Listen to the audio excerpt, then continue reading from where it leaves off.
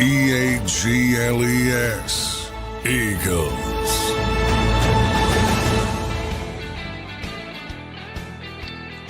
Welcome in, everybody, to a Wednesday edition of Birds 365 here on JAKIB Sports. I'm your host, Zander Krause. That's my co-host, John McMullen, back with you live for a post-trade deadline day edition of the show. A lot happened in the NFL world yesterday, including the general manager of the Philadelphia Eagles speaking, Howie Roseman. Johnny Mac, how you doing on a Wednesday morning, brother? Looking good in the JAKIB hat. Yeah, little promo for the JAKIB hat. So finally came. If everybody wants to buy the merch, do that. Go to the YouTube page. So well done. Thank you, Zander. We got it done. Yeah, for the Eagles, I'm kind of happy because at least we can stop should the Eagles get so-and-so, is AJ going to get traded, at least for a couple months, we can stop it. And this is going to be the team for the rest of the way. For the most part, you'll have moves here and there. Occasionally, guys will get released and you might bring somebody in, but nothing splashy. This is your final sort of incarnation of the Philadelphia Eagles. And, the trade deadline, a couple splashy moves. The Eagles were proactive, didn't do anything yesterday. But, I think the biggest news for the Eagles wasn't the trade deadline yesterday. It was Nolan Smith. They started the practice window. So that was something I was very keen on to see if they were going to do that this week, because I was going to start to get a little bit concerned if they didn't. And they did. So all of a sudden, you start to envision a future with Jaelan Phillips and Nolan Smith as the two headliners. And, then the rotation with Alex Hunt, Josh Uche, Brandon Graham, that's pretty good. So, I think they got better. They got better on the edge. No doubt, Johnny Mac. How we spoke, you mentioned the Nolan Smith news coming back. So that is confirmed, everybody. The practice window is open. I think the expectation is probably that he'll be ready to go for Monday night then, John?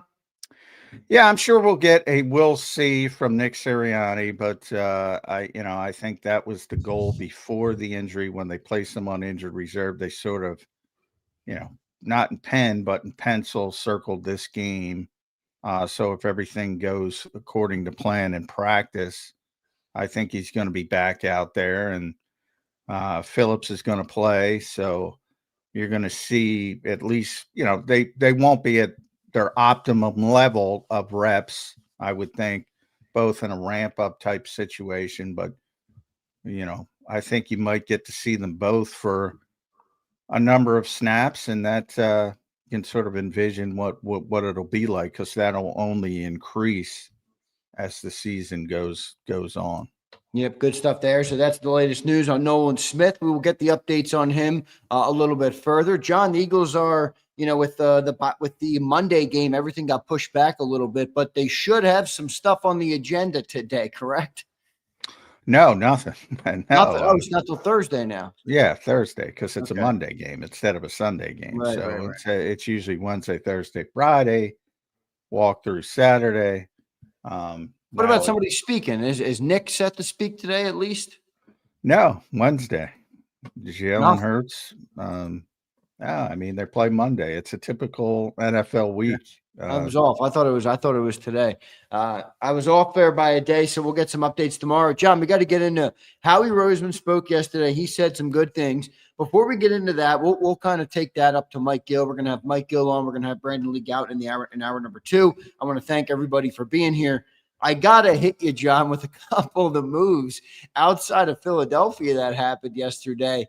The Jets are bringing in first-round picks like crazy, getting rid of Sauce Gardner and Quinnen Williams. The Cowboys make a splash. What did you make of the trade deadline frenzy yesterday across the NFL, Johnny Mac? Yeah, the Jets obviously made the biggest news. 2 big names going out, getting a bunch of first-round picks to prepare to get their next quarterback that they screw up. It's a perpetual cycle of misery for the New York Jets. I have a lot of Jets fan friends, and and I always bring up the Curb Your Enthusiasm episode of The Jets Killed Carl, which was one of the funniest TV shows of all time. because he was so depressed over the New York Jets. But yeah, I mean, I look. I think the Cowboys are ridiculous for acquiring Quinn and Williams, and I think the New York Jets are ridiculous. I can always tell a Jets fan. Greg Rosenthal, longtime NFL employee. I think he does a podcast now. I don't know if he's a Jets fan, but Greg, if you're out there, I think you're a Jets fan because he had a great tweet yesterday, or post, whatever they call it, X now. And he basically said, boy, the Jets are collecting all these first round picks so they can get Yeah. young talent like Sauce Gardner, Quinn and it's just absurd the way I think it's absurd the way NFL GMs value draft. Well, I picks. think that I'm so with you, but I also think the focus there is probably on quarterback, right? Doesn't mean they're going to get it right, but I mean now you have all these assets. Yes, I mean, and if you can get a quarterback that changes the trajectory of the Jets franchise, it's the only way it makes sense. But I do agree with you where it's like you get rid of players that you just dream of drafting with the picks you got back. Yeah. I mean, and there's certainly no guarantee of that. And it's a new GM, and obviously he didn't. I get all of that. I just chuckled. I thought it was funny. It is, and funny. I mentioned the life cycles of teams. I all week that's been my theme, and they're different, and they're certainly different for the New York Jets who are rebuilding and need a quarterback. So I get it, but I look at their system, and what do they have at head coach again? A defensive head coach. And you're going to bring in a quarterback, whomever it is, and you're going to try to, you're going to go through those growing pains. They couldn't do it with Sam Darnold, who can actually play. What makes you think they can do it with the next one, especially with a defensive head coach? Look, they're a mess from the top, and it starts with Woody Johnson, who's a bad owner, right. And that's where Jeffrey Lurie. Wait, you said you didn't like the Cowboys getting Quinnen. I thought that was, I mean, I know, look, the problem with the Cowboys is everybody's just going to go to, well, they traded away Micah. It's like, all right, I know that deal's done. So I'm not just going to grade. Well, that's part of it. I know, but I'm just saying, like, I can't grade every deal from here on out. Well, they shouldn't have traded Micah. I know. I said that when they did it. Well, the point is, but that part of this, so they essentially traded Micah for Kenny Clark, Quinnen Williams, who are good players. A number one pick and some cap relief when it ends up. Yeah, not much. Yeah, I mean, look what the Jets got for Sauce Gardner. Now, it's funny you say that, John, because the first thing I said to myself when I saw the Sauce Gardner news was two things. One, either that's an overpay, or two, the Cowboys got severely underpaid for Micah Parsons. Well, I think it's both. Yeah, me too. Well, I said this yesterday. Isn't it kind of depending on, like, it's an overpay in a vacuum for Sauce Gardner for the Colts. But, like, if they're successful and they go to the Super Bowl, they go win the Super Bowl, right? Nobody's going to give a fuck about the picks. No, which I agree with, and that it is so contextual, but that's what people do. That's what we have to do. That's what yes, it's all. If you win, what does it matter? That's the goal. I often think, people will say today, I will argue to the end of days that Carson Wentz was a good draft pick for the Philadelphia Eagles. They had never won a Super Bowl. Yeah, right. And I get it. There's a group of people, the Folesian society, that thinks he won the Super Bowl. I got news for you. If you don't start 11-2, you ain't winning the Super Bowl. So Carson Wentz was a big part of that. And I always tell the story of one of those out state groups that come in for training camp, and Jason Peters was on that team. Remember, Jason was hurt for that Super Bowl as well. Long time, future Hall of Famer, Eagles great. Also one of the most intimidating people you'll ever meet in your life. And, they didn't know him, and they went up to him. And one of their questions was, are you excited to get back so you can win your own Super Bowl ring? And Jason Peters gave the death stare to them and said, already got one. And, because he was to say the least, he was a big part of that team. Yep. Carson never felt that way because he didn't get to play anything. And I always thought, I've told this story numerous times on the show. I used to tell it to Jody all the time. I always thought, boy, he should have had that mindset. Like, he was a big, big part of them winning the Super Bowl. But because he didn't get to play in the game, he felt a little detached and all that.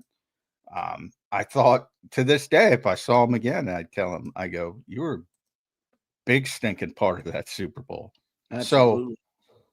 So I think it's a good pick. That pick got them their first Super Bowl, and I don't care who disagrees.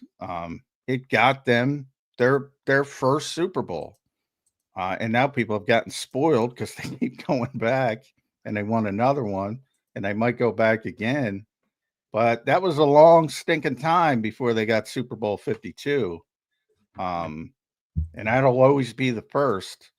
And he was a big part of it. But I digress. But boy, the value there are things, and it all comes down. And when I talk about the value of draft picks to GMs, if you want to boil it down, it's cheap labor. That's why they value it. If you want to just use a pure business sense, that's why they value it. I talked about yesterday. It's, forget about first round picks when you have a fifth year, but all picks, on the rookie deals, you get 4-year deals. That's, again, 68 games of cheap labor. Now, is it 68 games of top tier labor? No guarantee. No guarantee. Makes sense. Well, you got to pay for top tier labor. Yes, you do, as you saw yesterday. We will see. I didn't hate the Quinnen Williams move for Dallas, but I do understand what it's coming off of. John, let's get into Howie Roseman before we get through Mike Gill coming up. He spoke yesterday. Howie doesn't. You don't get a lot of opportunities to speak to Howie throughout the year. Probably a handful of times. Yesterday was one of them. He spoke on the trade for Alexander, the trade for Jaylen Phillips. He spoke on the speculation around A.J. Brown and Myles Garrett and Micah Parsons and a lot of that stuff. And Michael Carter. And Michael Carter. Can I spike the football? If those who are listening to this show already knew this, but boy, Howie couldn't have set the blueprint better when he was talking about Michael Carter. Incredibly sharp guy. He could play safety, which is really important. I think that we've always had that piece of a guy that could play nickel and also come into the game and play safety. Last year, we had that with Avonte, even said the name, Avonte Maddox, and that gives us flexibility. Blah, blah, blah. Boom. That's a Johnny Mac line. You could have told me Johnny Mac said that, and I'd believe you. I did say it on the show. So, for people that are watching this show, you should be watching this show. So, yeah, I'm going to use that as a little plug for the show. There you go. Good. It's a good pull, John, by you, and it's well done. Your explanation on that move, John. What else did you make? I mean, he spoke about the A.J. Brown stuff. I thought that was interesting. He spoke about the aggressive mindset that he has, which, in my opinion, I mean, some people will say it's just words, but I think his actions prove he actually backs it up. What else did you take away from Howie Roseman's comments yesterday about all, AJ and Myles and the aggressive approach and Jaelan Phillips and all those different things? I was surprised he gave sort of a non-confirmation confirmation that he was interested in Mike and Myles, because usually he just shuts that kind of stuff down. And he did joke that Jimmy Kempski asked the question. Jimmy, he joked that Jimmy was trying to get him fined for talking about players. Yeah, right. Under contract, which you're not allowed to do. But, he gave a good answer. And basically that was where the aggressiveness, we're not going to sit on our hands. I don't think you have great success without taking great risks. And I always bring up that Andrew Berry. That's where Andrew Berry learned it from.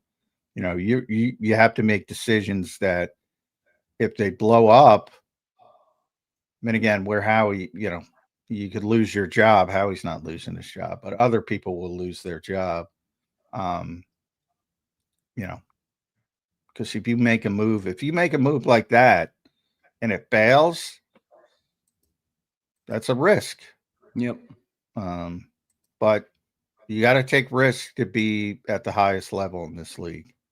And, it's never realistic because the Cowboys, as I said, were never going to entertain trading Micah Parsons to the Eagles.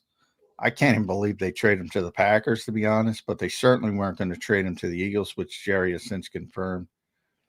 And Miles was never going to get traded. Once they worked things out. In the spring, it was more realistic when he was upset and wanted a new contract.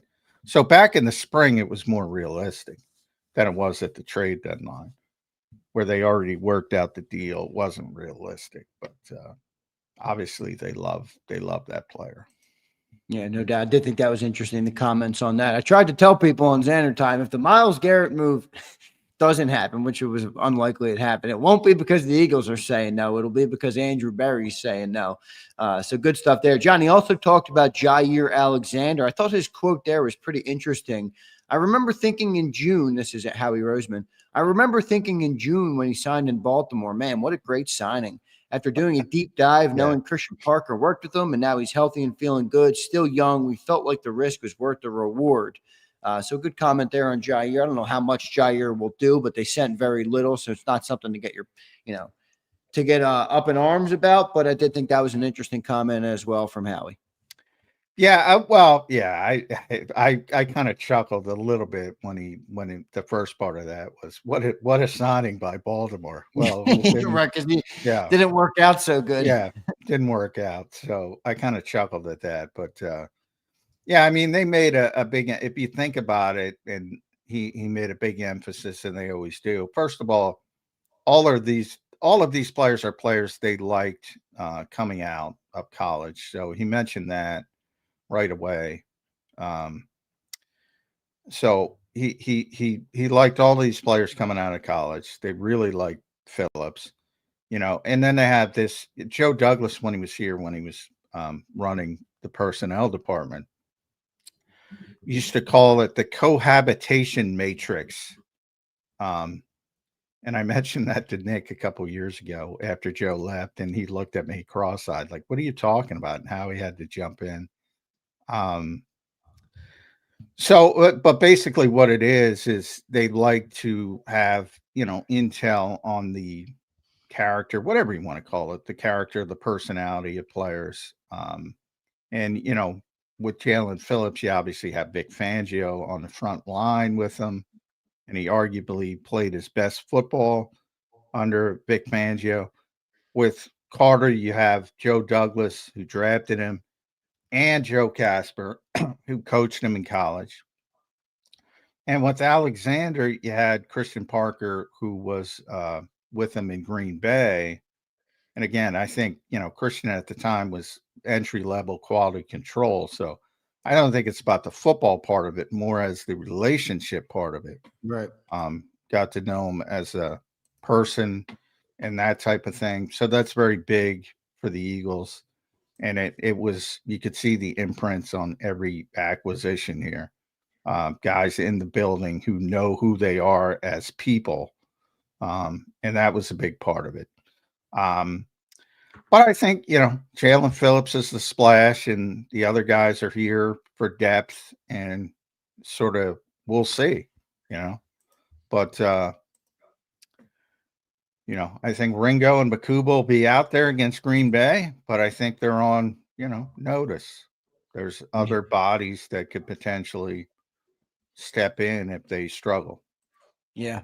I wonder how it's going to play out with some of those secondary pieces, and obviously the way you spoke and how he spoke about Michael Carter and the potential versatility you get there with Jair. It's going to be interesting to see what kind of happens in the secondary and really on the defense as a whole in the next couple of weeks. So we'll be looking forward to that. John, any other key takeaways from Howie that you wanted to hit on? I know the Michael Carter thing stuck out to you, and the Myles Garrett stuff, but anything else Howie said you want to hit on here before we get to Mike Gill? AJ's still here.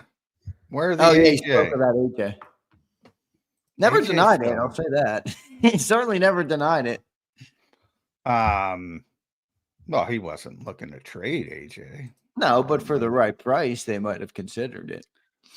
Well, second round pick was not the right. But No, now I'm again, I'm saying a 1+, which is unrealistic. I get that a lot of people don't understand. Like Howie will take calls on people that would shock you. Yeah, he'll take Um, probably every person on the roster, including the quarterback, would be my guess. Exactly. Probably not every, because there's certain guys you don't bother with, but Right. So anytime there's any angst, or these guys are like sharks, they hit the phone. That's why. Was Myles Garrett really on the trading block? No. Was AJ Brown? No. The people call? Yes. That's where all the Rossini stuff came from. It came from Right. other GMs outside the building. Well, let me see, because he's unhappy. So let me see. And they make the call.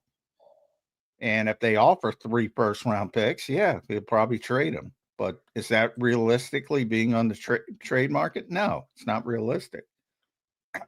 So now you have to see how. And I've said the only part where I've changed, and you can go back weeks on this show, and I said he's not getting traded. Period. End of sentence. Now, where I left the door certainly ajar, if things continue the way they're this season, the way they've gone at the start of the season, they'll revisit that in the offseason. I think that door's open. But they were never going to trade him this year with a chance to win another Super Bowl. 6-2 teams at the top of the conference. Do not trade away one of the best pure football players on the team, contrary to popular belief. Good stuff there, Johnny Mac. Great takeaways. We got Mike Gill in the green room. He joins us right now here on Birds 365. Let's bring him up. Mike Gill joins us here on Birds. You can follow him at Mike Gill Show across all his platforms. Listen to him at 97.3 ESPN down the shore. Subscribe to his YouTube channel at Mike Gill Show. Mike, how are you, my friend? What's going on this Wednesday morning? Doing all right. We are past the deadline. No more craziness. Couple moves. Ready to get ready for the stretch run here. Yep. Yeah, I think Mike Howie made one mistake at the trade deadline, and that was being too proactive. Because I don't know about you, but I got all the spoiled people jumping up. What guys are going? What's Howie doing? He's not waking up on Tuesday. He already made 9 trades since the beginning of the season. Boy, I'm glad it's over. What that was just one mistake. You were too proactive. You got to do it at the end when people remember it. Right, yeah. It's like the baseball GM that makes a trade on like June 27th instead of waiting until the last second. You're like, you just had this guy for a month here. Although none of the guys, Bigsby they got back in camp. Who's the return man? He's played a little bit of a factor in the return game now. Xavier Gibson. He was a waiver pickup. He wasn't a trade, but that's true. That's true. Fred Johnson. Fred Johnson. John Mechie they traded for. He's already out. I thought Jacorian Bennett. I don't know what role they've already traded him again. Mechie. I thought maybe the whole corner room role is going to be. Yeah, the whole corner room. I actually thought Monday. I was saying this on my show is. I wouldn't be surprised now if they had to try to trade somebody because they're trying to, and not that they need to recoup a pick, but Howie, he just wants the picks. So we got all these guys. They're not releasing, but they released Patrick Johnson. What happened to him yesterday? That guy got lost. They released him. They released him, and they'll try to get him back on the practice squad. They'll try to get him back then. Yeah. Right. So you have all these guys now. Now you got Brandon Graham. Where's he getting any snaps you're thinking about? Why'd you lure this poor guy out of retirement? It's like, where's he getting snaps at this point? And it's not that you're so like, especially at corner, you just have a whole bunch of guys. None of them you think can play that are any good. You're just kind of like, all right, well, you took a flyer on Jair Alexander. Jair Alexander has 5 targets this year, all 5 completions. They played a game where 3 guys got hurt and they still didn't put him in the game.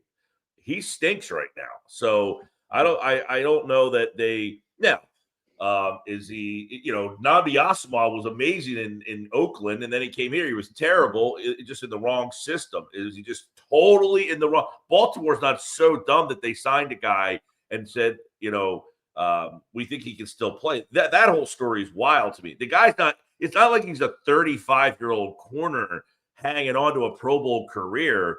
This guy's a Pro Bowler not long ago, and he's 28 years old. So that story seems to be wild. So interested to see what they thought they could get for him. Michael Carter, I don't know if you guys heard the way that Howie was talking about him yesterday, but he called him elite at one point during his press conference yesterday. He used the word, he said, this guy has played at an elite level inside. Okay, I don't know that I've seen an elite player there. Pretty good player. Mentioned him as a safety as well. But when he said he's played at an elite level inside, is that him justifying in his mind moving Cooper Jasheed to the outside because we now have an elite level player to move into that spot? I thought that was interesting yesterday. So, Howie certainly made it interesting, although I guess people wanted him to like trump something like at the end of the thing, like say, hey, I got everybody. I got the last move. Yeah. I don't know what they wanted. Mike, how much do you think Jaylen Phillips helps the edge room? That's a room we've talked about extensively here on Birds 365. That was obviously their biggest addition at the deadline. What do you make of Jaylen Phillips and what he can provide to this Eagles defense? Well, I obviously, he's never played next to a guy. Did he play next to Wilkes? Was Wilkes there for a little bit when he was there, Christian Wilkes? But he didn't play next to a guy that's quite as good as Jalen Carter. And that, to me, intrigues me to see what you can get out of him. He obviously had a good run with Vic Fangio. He seems like he's on board with the move. Obviously, he's not spoken very much, but the few post-airplane ride comments that he's made would make you feel like, hey, he's here to win. He's very humble about that. But look, can he beat Josh Sweat? Look what Josh Sweat did to that game the other night. Well, I didn't get to see it. I have YouTube TV, but from what I understand, Josh had a monster game. From what I understand, he had a pretty damn big impact on that game the other night. The Eagles right now just haven't had a guy that can wreck a game like that. Can Jaelan Phillips be that guy? Like right now, I look at it like, hey, this is pretty much a ground rule double. You had a guy on first. Now you have second and third.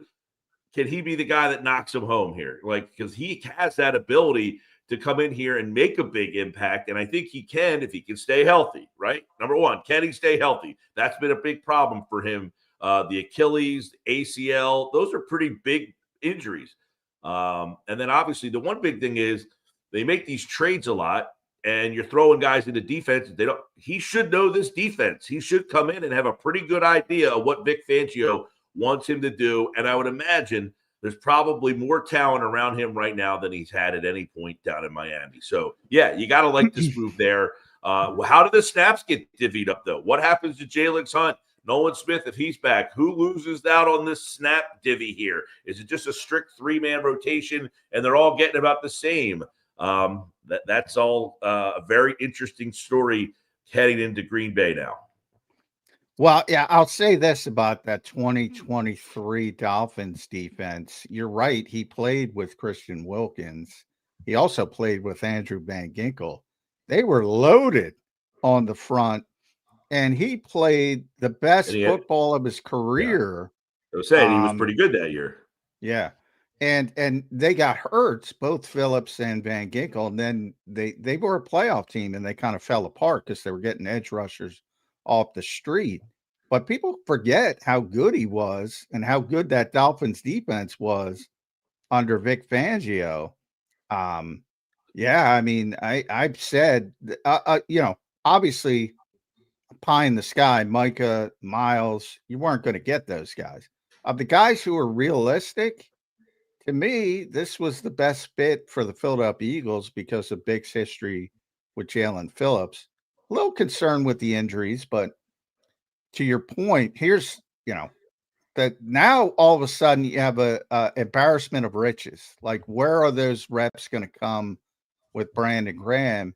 And then I want to go to the second level, which is even more important, Mike Gill, because looks like Big wants Nakobe Dean on the field. Now there's no edge snaps for Jihad Campbell. Yeah. That means his snaps are going down. That part of it is the only part of all of this that I don't like. I want Jihad Campbell on the field. That was the dominoes that we got to on Monday on my show as well. Was you got all these guys, I was talking about Brandon Graham earlier. It's like, okay, they brought Brandon Graham in. That was all. And then Nolan Smith was coming back. That was already kind of talking about Campbell losing a little bit of playing time. Then you go to the next level. You bring in Jaylen Phillips. That pretty much eliminates almost any snaps for him. I don't know. Do you rotate them? Probably not. How many times do you see a starting middle linebacker or off-ball linebacker, just, hey, you got this series, you get the next series. He's got that. Like, that really doesn't how this works. So, yeah, I would agree that it's unfortunate that it seems that you have an impact type of player in Campbell or a potential impact player. I mean, he's flashed at times that he's got this unbelievable skill set and ability to make things happen, and you just can't find a spot on the field for him right now.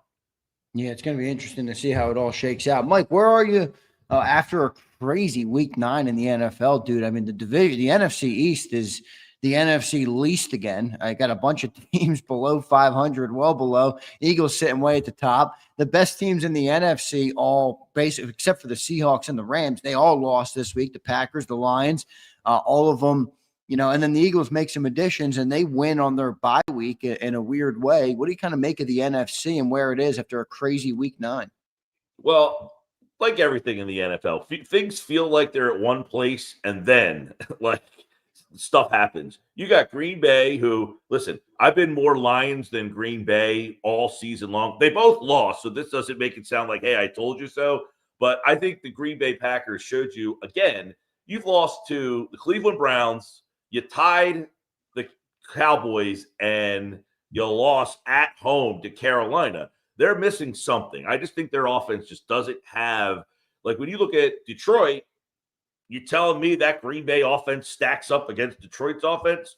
No. And they lost Tucker Kraft. And they lost Tucker Kraft. When they made that Parsons trade, everybody went bananas. He's won one playoff game in his life. Adding him was a nice story. It helps that defense. They still don't have an offensive talent that scares you on Green Bay, and now they've lost even more. That being said, that doesn't mean they can't beat you. They still are a good team. I just didn't think they were the best team. Then you play Detroit the week after. We could be having a big different conversation 2 weeks from now if you get bopped in those 2 games. Now, I know Dallas, they went out and made a trade, 2 trades, actually. The trade they made yesterday, I think, is very interesting with Quinn and Williams. You get a 27-year-old player at a pretty good deal. You give up a first-round pick and a second-round pick to get him. That's the kind of trade you make if you're maybe 5-3-1 and you think you're right there. No. This is a team that's 3-5-1, makes a trade where they send out a first-round pick. Now, I think that Williams is a very good player. Is he making them a wild card team? Is he making them a deep playoff run team? I don't know about that. I don't know. I got to go back to Green Bay on one thing. I got to push back on one thing, Mike. What the hell does Micah Parsons having one playoff win have to do with Micah Parsons? Myles Garrett has one playoff win. My point is, these guys are very good players. They're not. Look at all the times when someone drafts a defense. Myles Garrett gets drafted number 1 over. It doesn't change your team. Like your team all of a sudden doesn't become. See that? Okay, that I agree. Right? Like, well, because as a knock on Micah, but I think it's more because it's the ultimate team game. I talk about this with quarterbacks. Now, quarterbacks are the most impactful position, obviously. And if you don't have good quarterback play, you're screwed. Now, we all know that. Look at the Jets. The Jets right here, this is interesting. So the Jets now have 5 first-round picks. Part of the first-round picks that you want to try to find when you're building a team is an elite corner. Oh, they had one. They just traded him. We just talked about this, interior pass rusher. They traded a 25-year-old and a 27-year-old so that they can get first-round picks to try to find the same 2. This is what's so crazy. because they can't find a quarterback. They now have 5 first-round picks so that they can try to find a quarterback because they've had very good personnel on defense. The defense hasn't been what you thought the personnel would be. So now they start trading those guys away so that they can get picks, so they can eventually have to then say, well, we need a corner. We need an interior pass rusher. It's wild what's going on here. But Green Bay, they've got their offense is just lacking that guy. Like if you're saying when you're game planning for them, well, who you worried about? Christian Watson if he's healthy. Romeo Dobbs, maybe if he's. I would worry about the quarterback, but if he's playing well that day. Xander's not a big fan. I'd prefer more consistency. I don't like Matt. That's what I said. If he's playing that I'm not a big fan. I just don't. I don't trust him. Yeah, I don't trust Matt LaFleur. But let me say this, because the Eagles sent out their game notes yesterday. It's been a while. And everybody, I hear a lot of Eagles. The Packers have the 8th ranked offense in the NFL. The Eagles are 24th. They have the 8th ranked passing offense. The Eagles are 25th. They have the 2nd ranked third down offense. The Eagles are 28th. Now, where the Eagles differentiate themselves, I've said this pretty consistently. They've been a very weird team. When they are efficient, they're extraordinarily efficient. We talk about they go 3 and out. Early in the season, they would go 3 and out, or if they got the first down, then they go score. And they remain number 1 in red zone offense, even with all those other poor numbers, and they're scoring 85% of the time, which is unbelievable. Unbelievable. So that has sort of buoyed the points per game because every time they get in the red zone, they score. But the Packers, that everybody rips, much more consistent offensively than the Eagles. And then, by the way, they have a top 5 defense because they added Micah Parsons to the mix. Yeah, this is a good football team, Mike. And I would argue this is the first time. I do agree that it's a good team. I don't know that, as everybody said, that they're the best team. Are they a Super I don't Bowl think team? There's any dominant team. They clearly have holes, and those holes just increase losing Tucker Kraft, who's a great player. Yeah. And he's out for the season. But I will say this, and you know how this works better than most, Mike. I don't like this spot now. Like if they beat Carolina, I would have liked this spot for the Eagles. But they lost to Carolina. To me, they're going to be hyper-focused. At home. They're going to be on at home. They're Yep. going to be on their P's and Q's. I'm not saying the Eagles can't win the game. I'm not picking the game. But I think it's a worse spot because they lost that game last week. I think everybody looks at, they lost to the Panthers. They can't beat the Eagles. I think it makes the spot tougher. Yeah, definitely. And definitely, last time I looked, definitely a little bit of a Packers line too, because you see that line after they lose to the Panthers and you think, oh my gosh, what was it the last time I didn't see it when it came out? 2.5. Packers are favored by 2.5, and you're thinking they just lost to the Panthers and they're favored by 2.5 over the Eagles. Like this kind of screams take the Eagles in this game, and then you get the letdown. Although the Eagles are coming out of a bye week, so that's an interesting layer to. Now again, I didn't say that the Packers stink. I just don't think that everybody had them as the top. I think they're still up there. Well, and Mike, what you're saying is completely fair. And that's not to say John's wrong either, but I think you don't know yet what you're going to see from the Packers on any given game. All right. Their numbers are good. They have talent, but who'd they lose to? They lost to the Browns. The Browns and who? The Panthers? I mean, Carolina, and they tied Dallas. They tied Dallas. I think every team in this league, including the Eagles, who the Eagles lose to. Yeah, it's fair. Every team in that, there are no dominant teams. So I put a group of 5 or 6 in the top tier, and they've all had bad losses. Yeah. Every single one of them. So by no means am I saying, but that's why I don't like the spot. Like I liked it before because the Eagles under Nick Sirianni have a tremendous history with extra time to prepare. So I like the spot going in, and then they lost to Carolina, and I'm like, now I don't like the spot because Well, the That's Eagles the way lost the to NFL Denver, by the way. works. The Denver loss for the Eagles. I mean, that's not a horrendous loss. The way they It was lost a that bad game loss. is The horrendous. way Right? they lost. It's the way The they lost that Broncos game. are on a little roll, though, aren't they? But I was talking about the Giants from a talent perspective, Broncos like have won that. You 6 straight. you can't explain that game to me. You could have 1,000 years why the Eagles lost to the New York Giants. That is And the way they unfathomable. lost. The way they lost.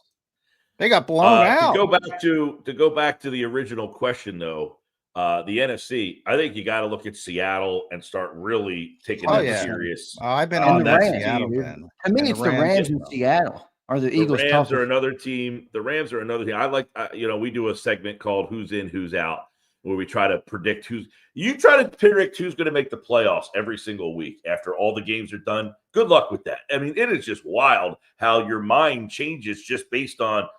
Well, last week I had them in. What's that? Yeah, one game. It changes up, but that's my whole point. Just because Green Bay lost to Carolina doesn't make them a bad team.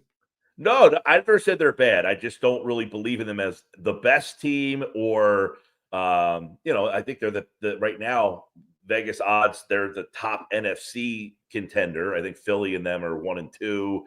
I like Detroit better than I like the Lions. Seattle, I think you got to throw there. The Rams. Don't forget about Tampa Bay. I know there's a couple other teams that are a little bit more fringy. The Bears, their defense got smoked the other day, but they did put up a 47 spot after it looked like their season was done. You finally like, okay, they lost to the Ravens, who were kind of struggling, and then they got off the mat. They kind of stayed alive. San Francisco is still hanging around in there, and no one's talking about them at all. You've got Minnesota, who now saved their season for a week. I don't know that anybody really believes in them, but they went to Detroit, won that game. Carolina's 5-4, going to Green Bay and winning. So, and that's before you get to a Dallas who just made a trade. You like their offense. Can this trade make their defense more viable? I think Washington, with the quarterback situation, I think they're pretty much out of gas at this point.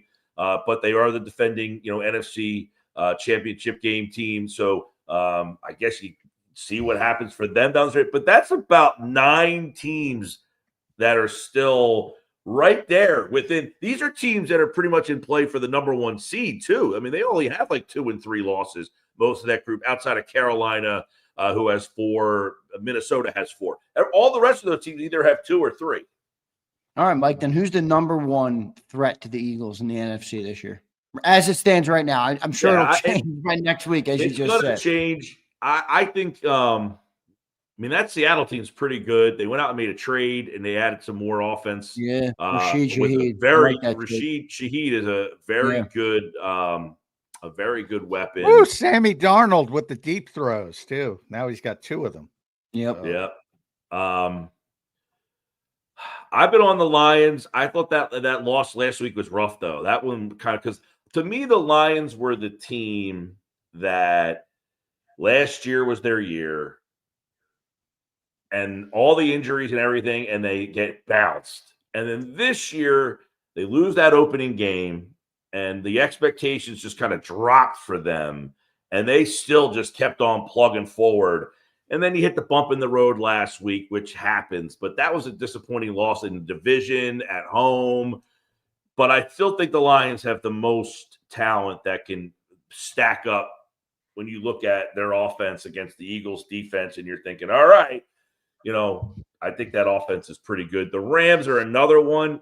It's going to be tough to say. You've beat them 3 times in a row now. You've beat the Rams 3 times in a row, and they've all been very well. The one out in LA last year. Well, they got outplayed this year. They got outplayed, and they won, but they got outplayed. You mean the Eagles got outplayed, not the Rams? Yes.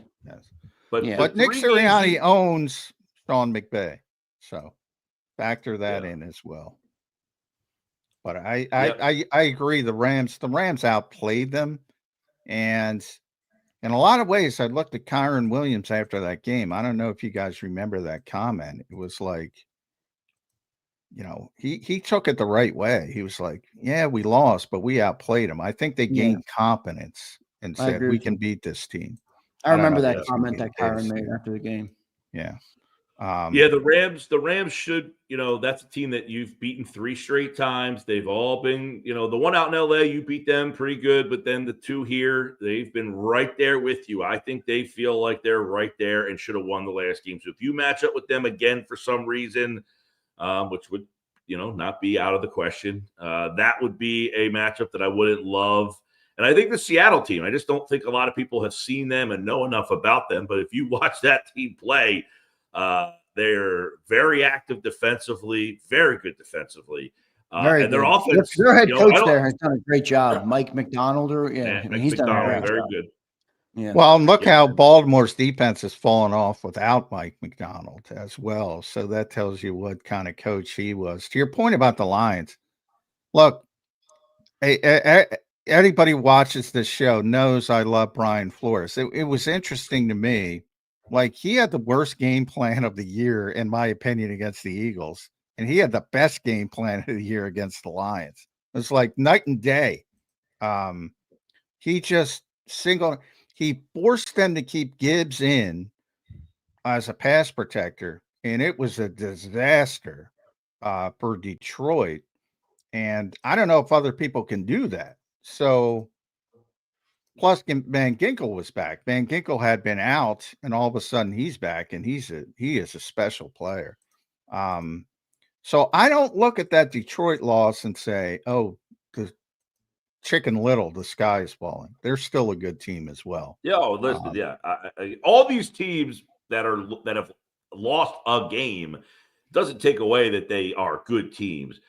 Just trying to figure out who is the most consistent of that group. I tend to go Lions right now.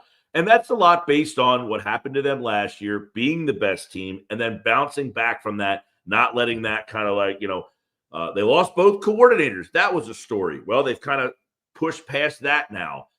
So I like what they have been able to persevere kind of. And I would say the Rams. Tampa Bay's tough too, man. That team is tough. So they got to get healthy. Now they're getting Gedeke back, I saw. But they have to get healthy. I can't take Tampa seriously until they get healthy or healthier. Yeah. But they're going to have the easiest road, I think, in that division. Well, the Eagles have the easiest road with their division. So I shouldn't say easiest, but today. I mean, because literally, Philly's an underdog this week. I don't know. The next week against the Lions, I would imagine, with the game being here, you're a slight favorite, but you could easily lose these next 2. You've got Green Bay, Detroit, Dallas. I know everybody watching probably just assumes you're just going to take care of Dallas. That game the first time was not a given. They're better now, you would think. Their defense should be slightly better. And then you've got the Bears on that Black Friday, and the Bears are a team that, I thought they would kind of like fell apart when they lost that game to the Ravens. I thought that was a very disappointing loss for them, but they bounced back. Now their defense got toasted last week against the Bengals, but that's 4 games in the month of November where you can make a certain argument that you can get clipped in any one of those 4. That's true, but I like the Eagles' chances against Chicago, certainly at home. These next 2 games are tough, and they could win them both. Yeah, I'm more with Mike though, John. I think it's those 4, man. I think it's the 4. I think Dallas is, Dallas wants to come in and try and. I got to see where Dallas is at that point, but typically the Eagles have struggled in Dallas, so that's a tough game as well. The Bears not so tough for me, but it depends where you are. Well, I think the wheels are off. The thing with the Bears is 4 weeks from now, they will be 4 weeks more into this Ben Johnson offense, and you should think that they're even more and more and more comfortable with it. Now, their defense is generally pretty good. The fact that they got blitzed the way they did against Cincinnati, that just kind of like happens in these games, the momentum and the Joe style. Flacco, baby. Yeah, games have personalities. Yeah, it was just personalities, right. So I don't look at their defense as, well, they gave up 43 last week. Their defense is pretty solid. To me, it's more how much growth in this offense will they have 4 weeks from now? Do they feel that much more comfortable with where they are offensively? And I think there's evidence that their offense isn't hitting a plateau. They're getting better with this offense. I'm not the biggest Caleb Williams guy. Yeah, that's the point. I mean, Yeah. he's like Jordan Love times 10. Yeah, he's going to make some So plays. true, John. He's going to make some plays, but he's also going to make a crap load of mistakes. And Yeah. hey, he's very young and he's growing, and maybe he gets better. But right now, that's where he is. I don't He's think Ben Johnson likes him. No, I don't think he does either. Yeah, he wants an on-schedule guy, man. He wants Yeah. on schedule, on time. I don't think Caleb's giving him that. Yeah, no. So, but he'll make plays, and he'll frustrate the living hell out of you. You know, very similar to Jalen Hurts, the opposition, but much more athleticism to get out of the pocket, make plays, and make something out of nothing. And he'll make those types of plays that will frustrate Eagles fans. But he'll also make a crap load of mistakes in the game, right, from everything, from not even turnovers. I'm talking about not getting the playoff, not getting in the right play, all the little things that make that Zander's talking about. I don't think Ben Johnson likes him. I think you're right. He'd rather have Jared Goff out there, but that takes a long time to get to Jared Goff. No, John, he's like one of those quarter coaches that you talked about. They want all the control. You know, they want all the control, and LaFleur's like that as well. Yeah, I think the biggest problem with Green Bay is not Love; it's LaFleur.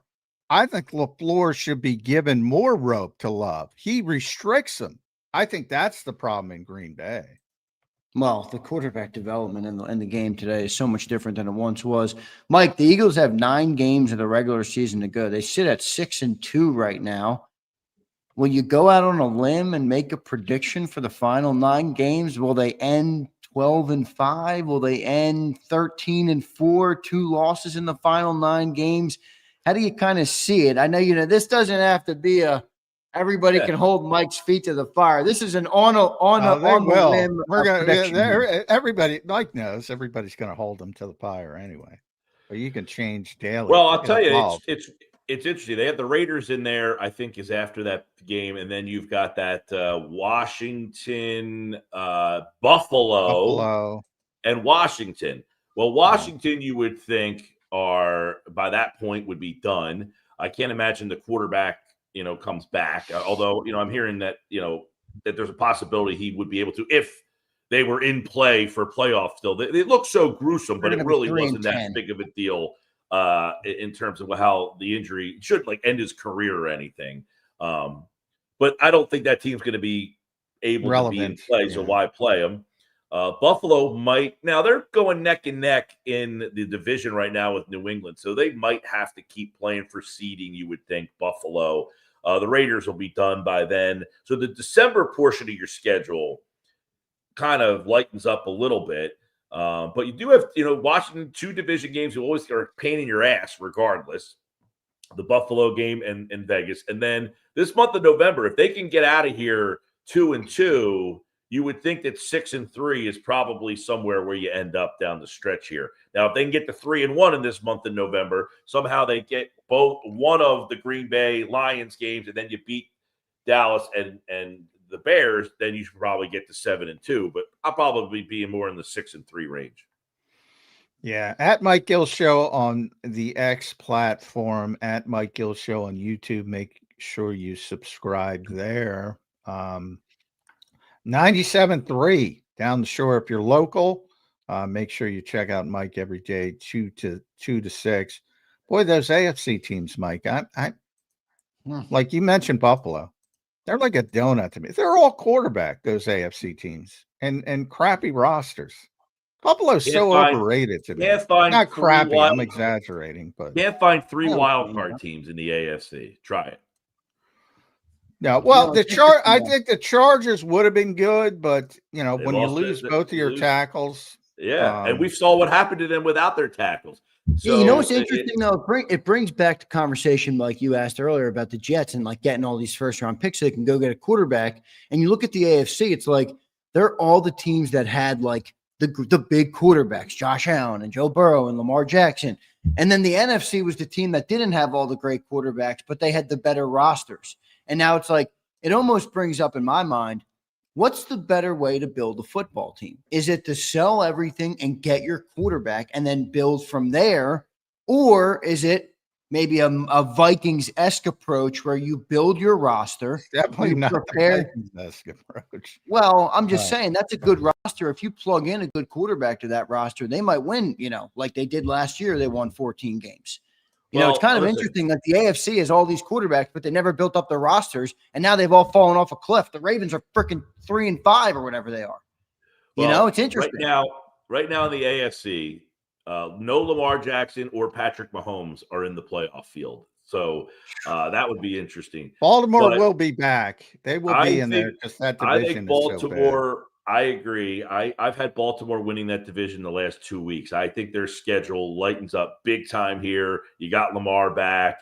Their defense is playing okay. It was horrendous. Now it's kind of got itself to a level where they can win with Lamar. The Chiefs are interesting. Everybody thought, oh, this is the best the Chiefs have looked. They're back. They're 5-4. Yeah. In a division that has 2 teams ahead of them. Now, the Chargers have a mess with the offensive line. Yeah. But let's just say randomly, the Chiefs end up whatever and tie Jacksonville. Jacksonville beat them head-to-head. So they've lost the head-to-head to Jacksonville, who's 5-4.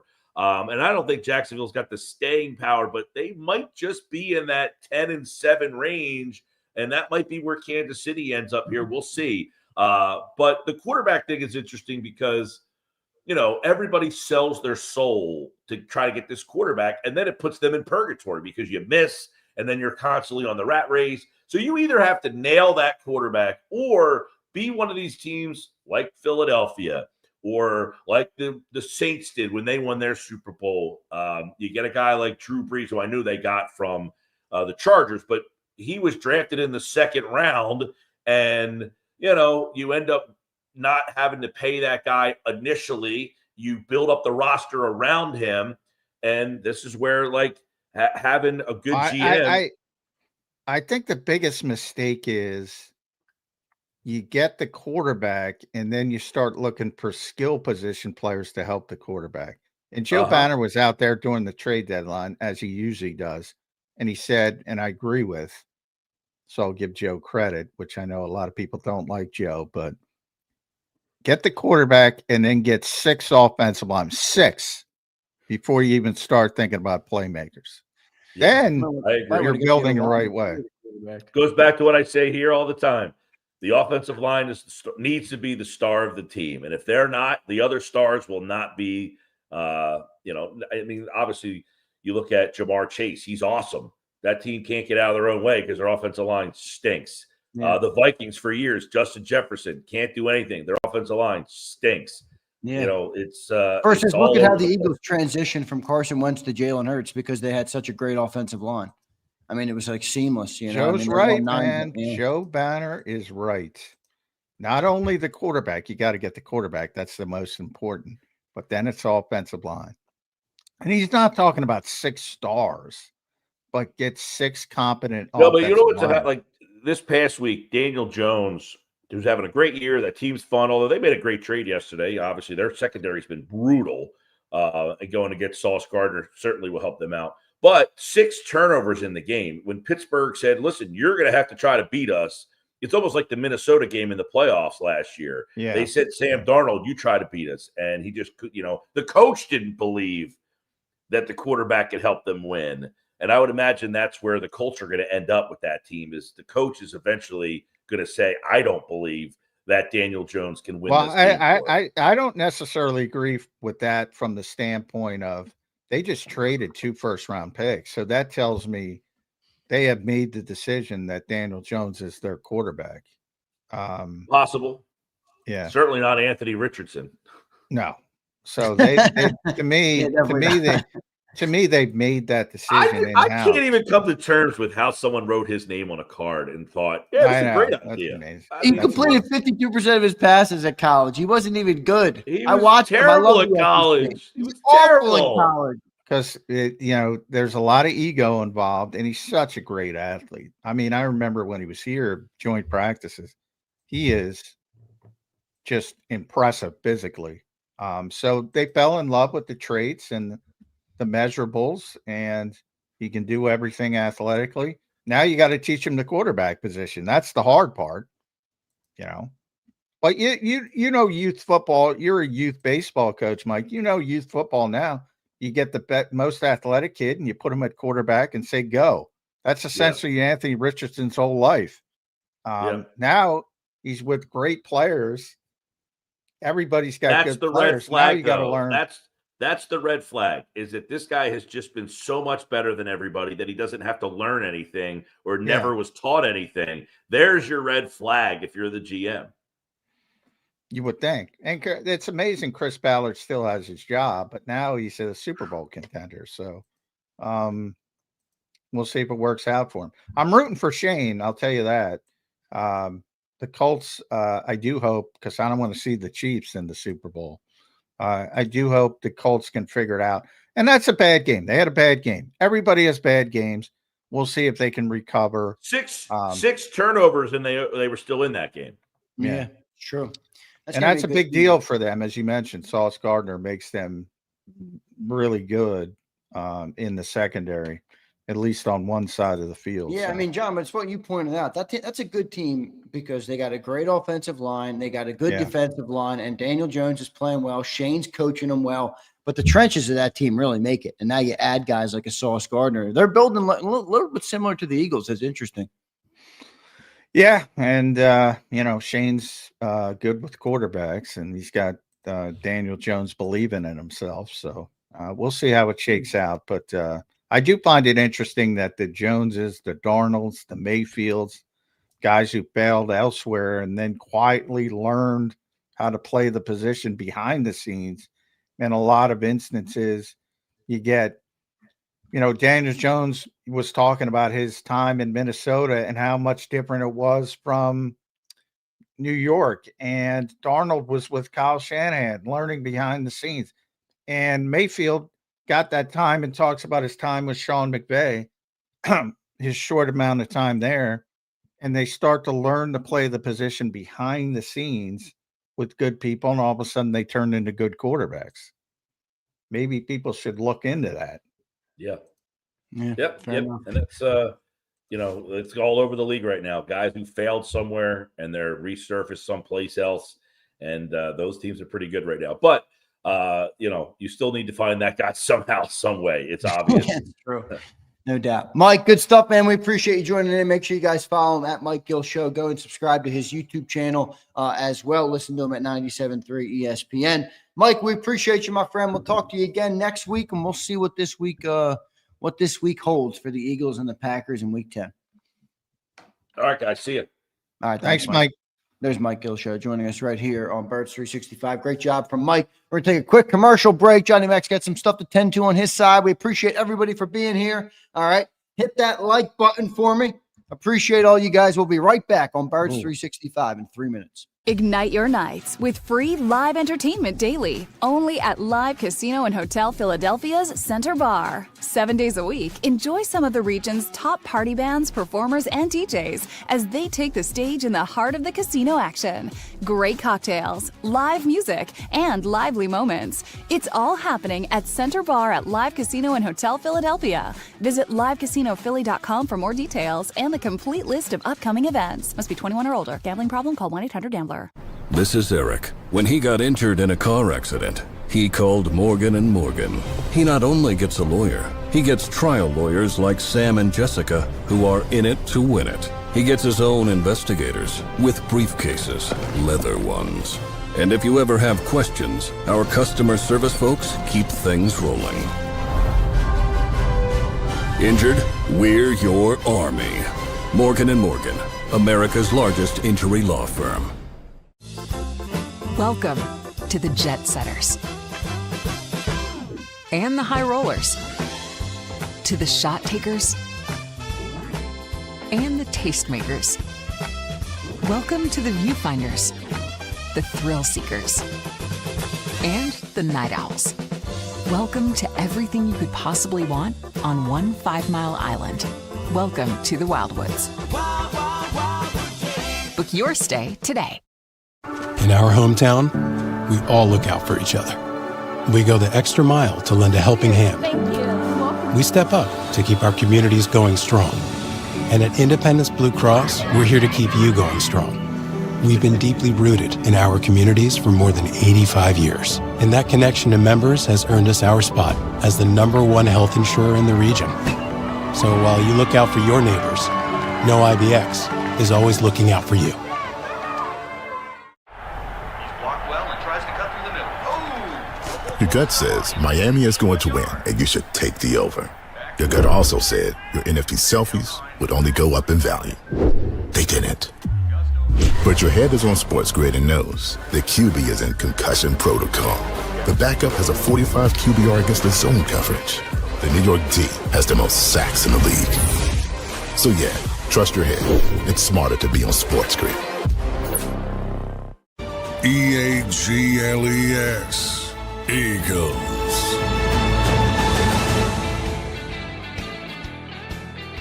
Welcome back in, everybody, to a Wednesday edition of Birds 365. It's great to have all you here. Johnny Mack has some technical issues. He'll be back with us shortly here on Birds 365. Coming up in hour number 2 here, we have Brandon Lee Gouton, BLG. We'll get his take on the Eagles trade deadline, on the NFL trade deadline, and all the more like that. Let's get Johnny Mack back up here. Johnny Mack back in the building.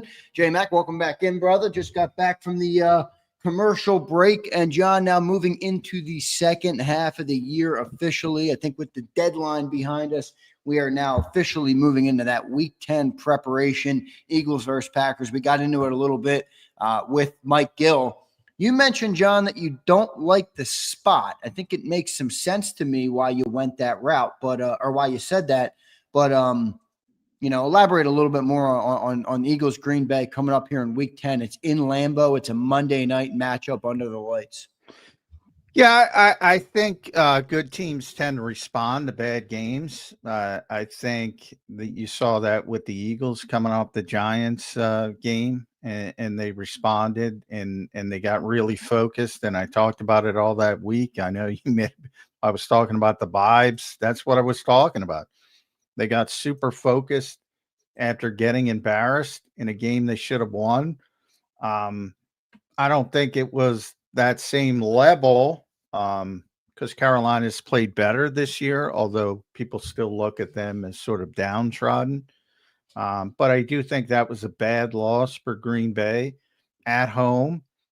And now they're playing another game at Lambeau Field, and they're going to be hyper-focused. They're going to adjust. They're going to be on all their P's and Q's. That's not to say the Eagles can't win the game, because I certainly think they can win the game. I just think the spot becomes tougher than it would have been if the Packers did what they were supposed to do against the Panthers.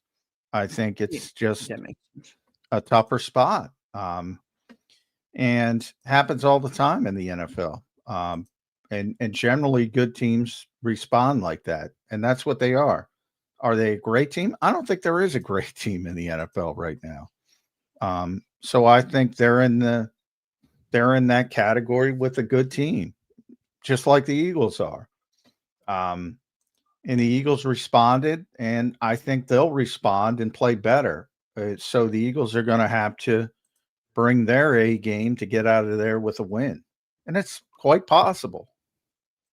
Oh, yeah. I mean, I don't think you're saying it's not possible. I think you're just adding the context of the game, which creates some of the storylines and creates some of the, the different things that go into it. I agree. I happen to agree with you where, not to say that the Packers have a better chance to win the game, but it is a better spot it is better for them, or it is better. It does change a little bit, them coming off a loss at home. They don't want to lose 2 straight at home. Obviously that factors in, and that NFC North, John, is I don't know what is the ranking in that NFC North right now? I mean, they are still in first. The Packers are in first because they have the all right tie. there, man. The Vikings 4-4, Bears 5-3, Lions 5-3, Packers 5-2-1. So I don't want to say it's must win, but in that division, wins are at a premium right now for an NFC North team. Yeah, and they can't afford 2 home losses in a row. So. They're going to be very, as I said, focused, trying to get that thing back on the right track. And we'll see if they can do it. The Eagles are playing better. We all know. But, if you're looking at the raw numbers, like I said, they've the 8th ranked offense in the NFL.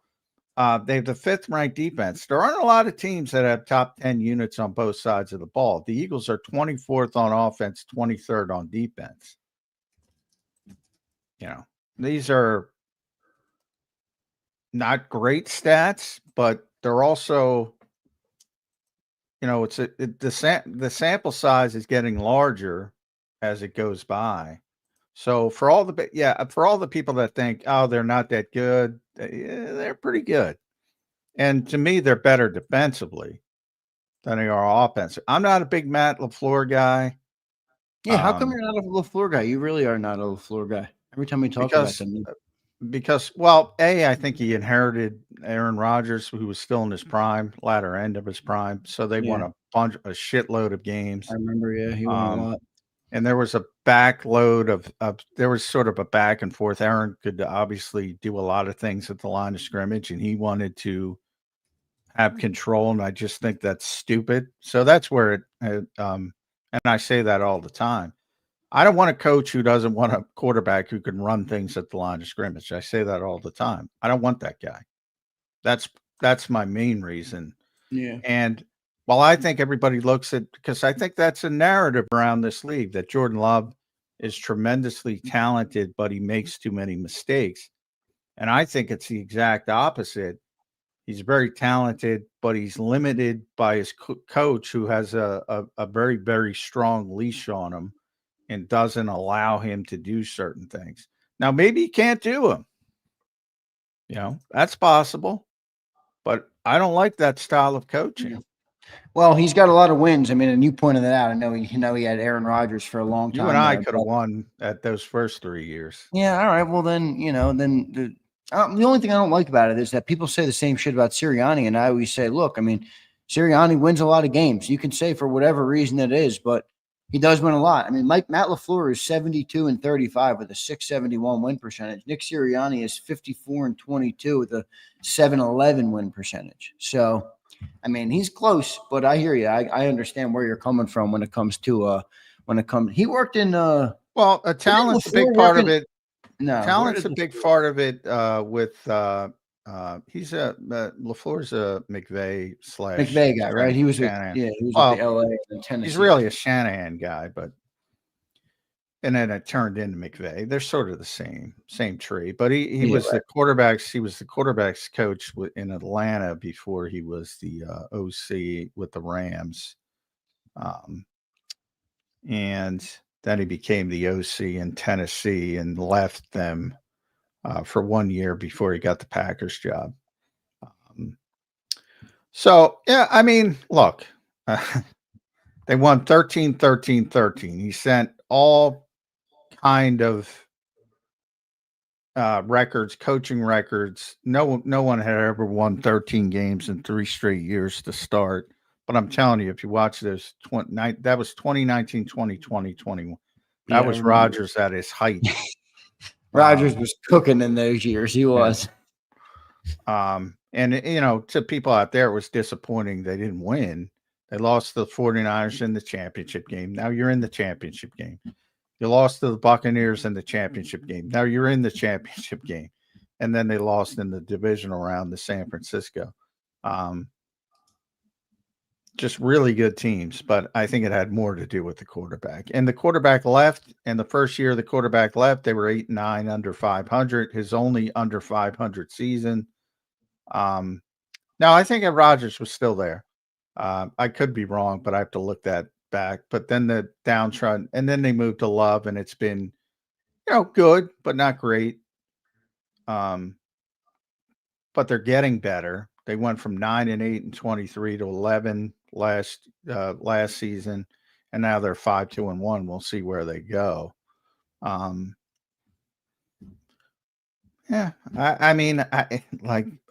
just don't like coaches, and this all stems from banging heads with Rodgers. Now, you're not the first person to bang heads with Aaron Rodgers, because Aaron, as much as I love the guy, he's an egomaniac, but he's also,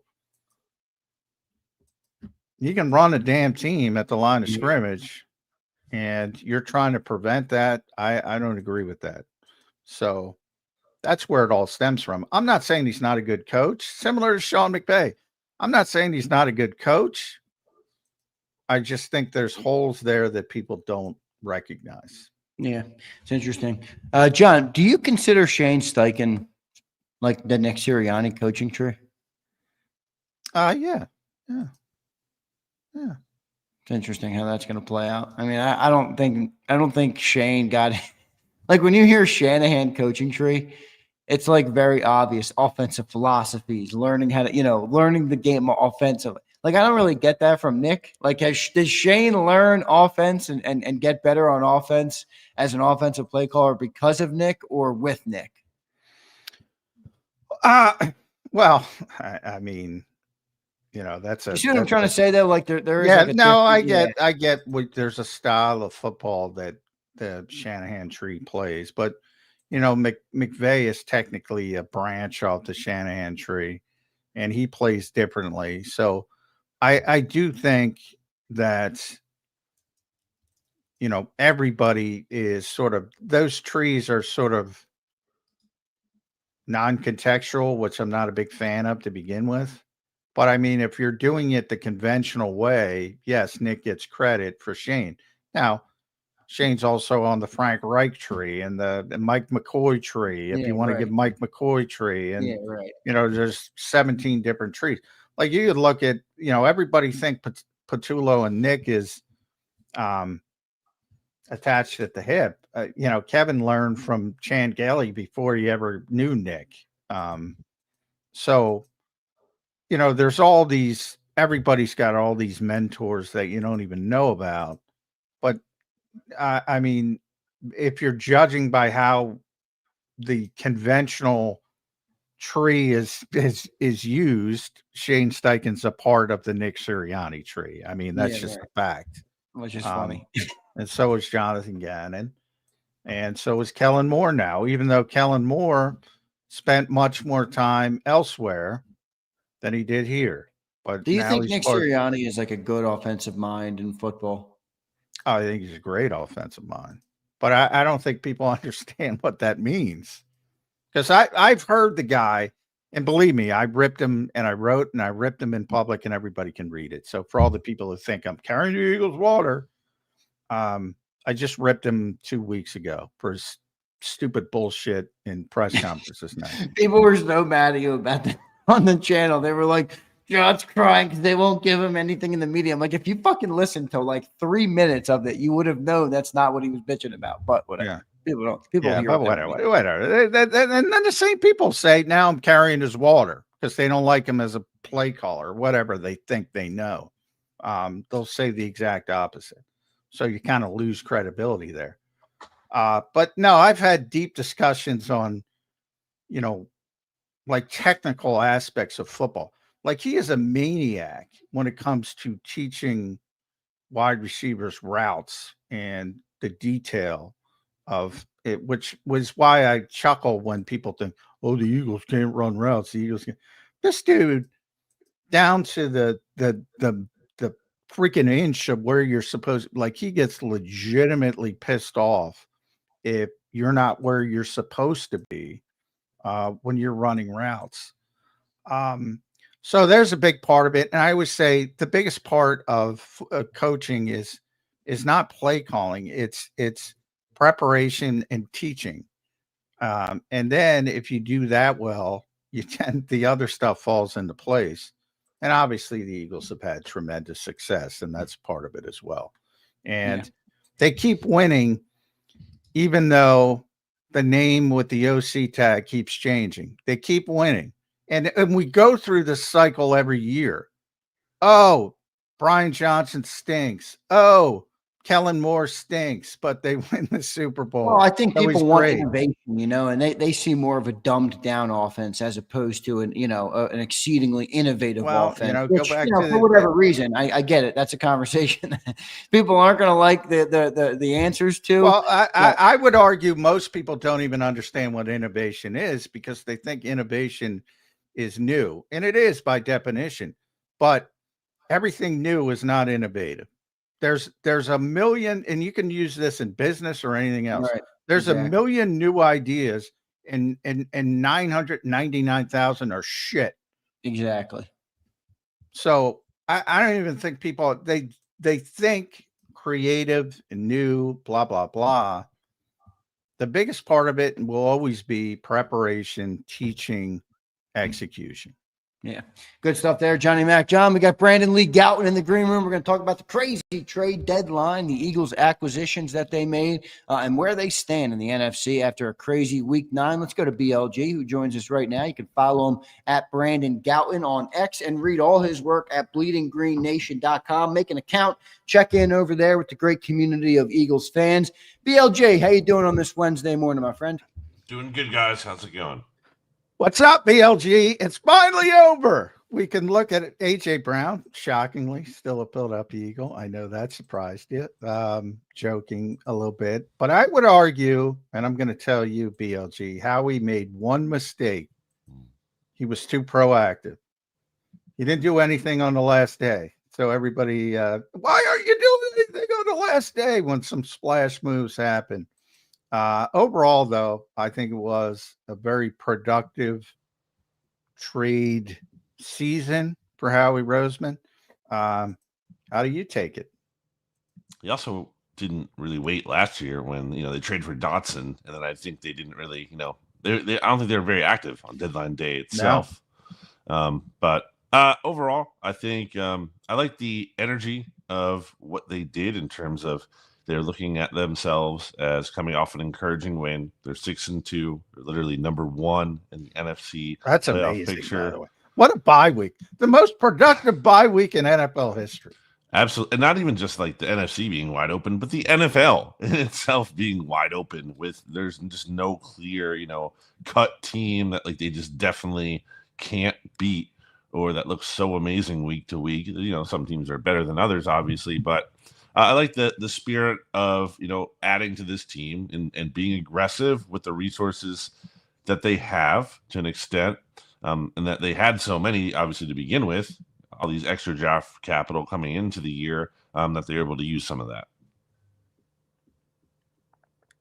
BLG, what'd you make of the Phillips move, man? That was obviously the biggest one and a weakness on the team with the edge rushing group. Now you got Brandon Graham, and now you got Jaelan Phillips. How do you feel about his addition to the defensive line for this Eagles team? Yeah, I think John can back me up on this. When we got to see Jaelan Phillips practice against the Eagles back in 2022, and the Dolphins got the better of the Eagles in that practice by and large. He was a part of it. He had a really good practice, I remember, on that day. And that's obviously just one practice, but you look at the body of work, and it's really just about being able to stay healthy. If he's able to stay healthy, he's going to have an impact. He's going to be able to both disrupt the passer and be able to make some plays in the backfield against the run.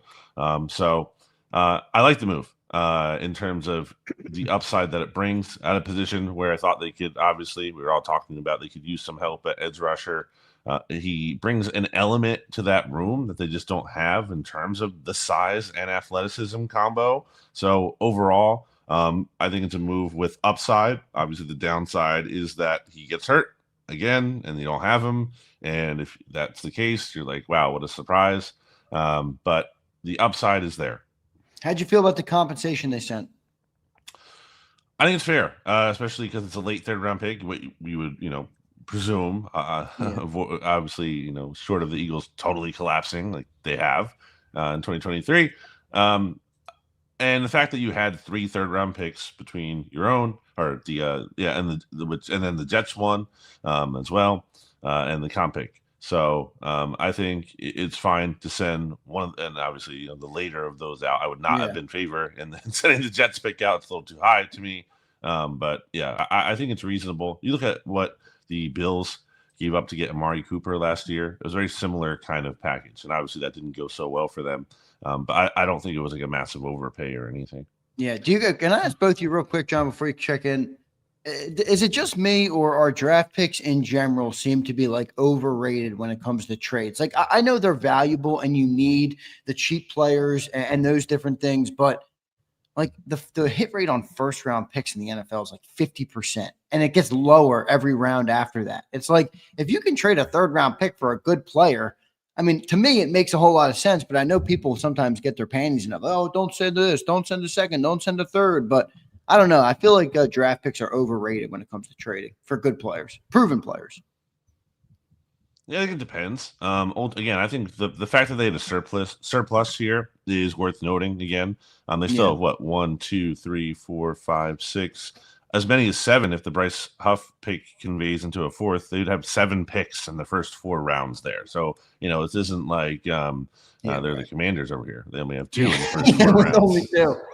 I saw your tweet about that, BLJ. It was funny. I talk about life cycles. I like if this is the Miami Dolphins bringing in Jaelan Phillips, I wouldn't agree with that. But the Eagles are a Super Bowl contender. I think it's different for those types of teams. And I subscribe. I've been saying it all week, BLG. If you're a Super Bowl contender, I'm all Les Snead. I'm like, F them picks. I don't if I can get somebody who helps me get over the top, that's where I am. And I think this player can help the Eagles get over the top. I think it was of the realistic options. So I'm taking Mike and Miles out of it. I think this is the best they could have done. I think this I think he's a good player. I think he played his best football in 2023 with Vic Fangio. The health is a little bit of a concern, but you're getting players this talented for a reason. And there's always going to be some issues, but I can't find much fault. And I think I asked him the first question, and he said this was a very easy trade to make. I kind of see why. This, to me, if I were in his position, this would have been an easy trade for me. Would it have been easy for you? Well, especially when we're considering the Vic Fangio factor. And if Vic Fangio wants this guy, then I mean that's someone who has very much earned the benefit of the doubt, and you'll go into that. And I'm sure it's not just a matter of Vic liking him. I'm sure Eagles obviously have done their homework on him in the past. They like to go back to those pre-draft evaluations that they do when it comes to these players. I'm sure they had interest in him and they liked him at the time as well. So overall, yeah, I mean, I think going into the trade deadline, I was saying that I kind of want the Eagles to, I think the approach is spend big, really swing for the fences, go for Myles Garrett, which obviously is not just in their control, but the Browns as well. Make that kind of huge move, or maybe take it, don't sit it out. Don't be in this middle class of payment. But I think when you get Jaylen Phillips available here for a 3rd round pick, again, there's downside. He could get hurt. And then he leaves in free agency. And then what did you really pay a 3rd round pick for? But when you have extra money to spend, I'm okay with it. Yeah, me too. BLJ, what do you make of where the NFC is right now and how the Eagles kind of stack up? You obviously had a crazy week 9, dude, where the Packers lose, the Lions lose, all 3 NFC East teams lose. It's like a great week for the Eagles. But now it kind of opens up this, like the NFL, as you pointed out, is wide freaking open. Who do you think are the toughest or are the biggest contenders here, going into the second half of the year to kind of be in the conversation as we get closer to the playoffs? Well, I'm not ready to write off the Packers, although obviously a bad loss to the Panthers there. But if they come out and beat the Eagles, then they're right back up there towards the top of the conference. So, big opportunity for the Eagles here to establish themselves at the top and remain there by beating at that point not only the Packers but also having wins over the Bucks and the Rams, albeit a close one as well. And then they get to face the Lions, so they have some opportunities here to establish themselves. I think the team that might be like the most dangerous team, and it's hard to totally trust in the quarterback situation. But those Seahawks, they have like the best point differential, or one of them in the NFL. They have like the best DVOA in the NFL. They just seem to be clicking. Again, Sam Darnold, do you really trust him in the playoffs? I don't.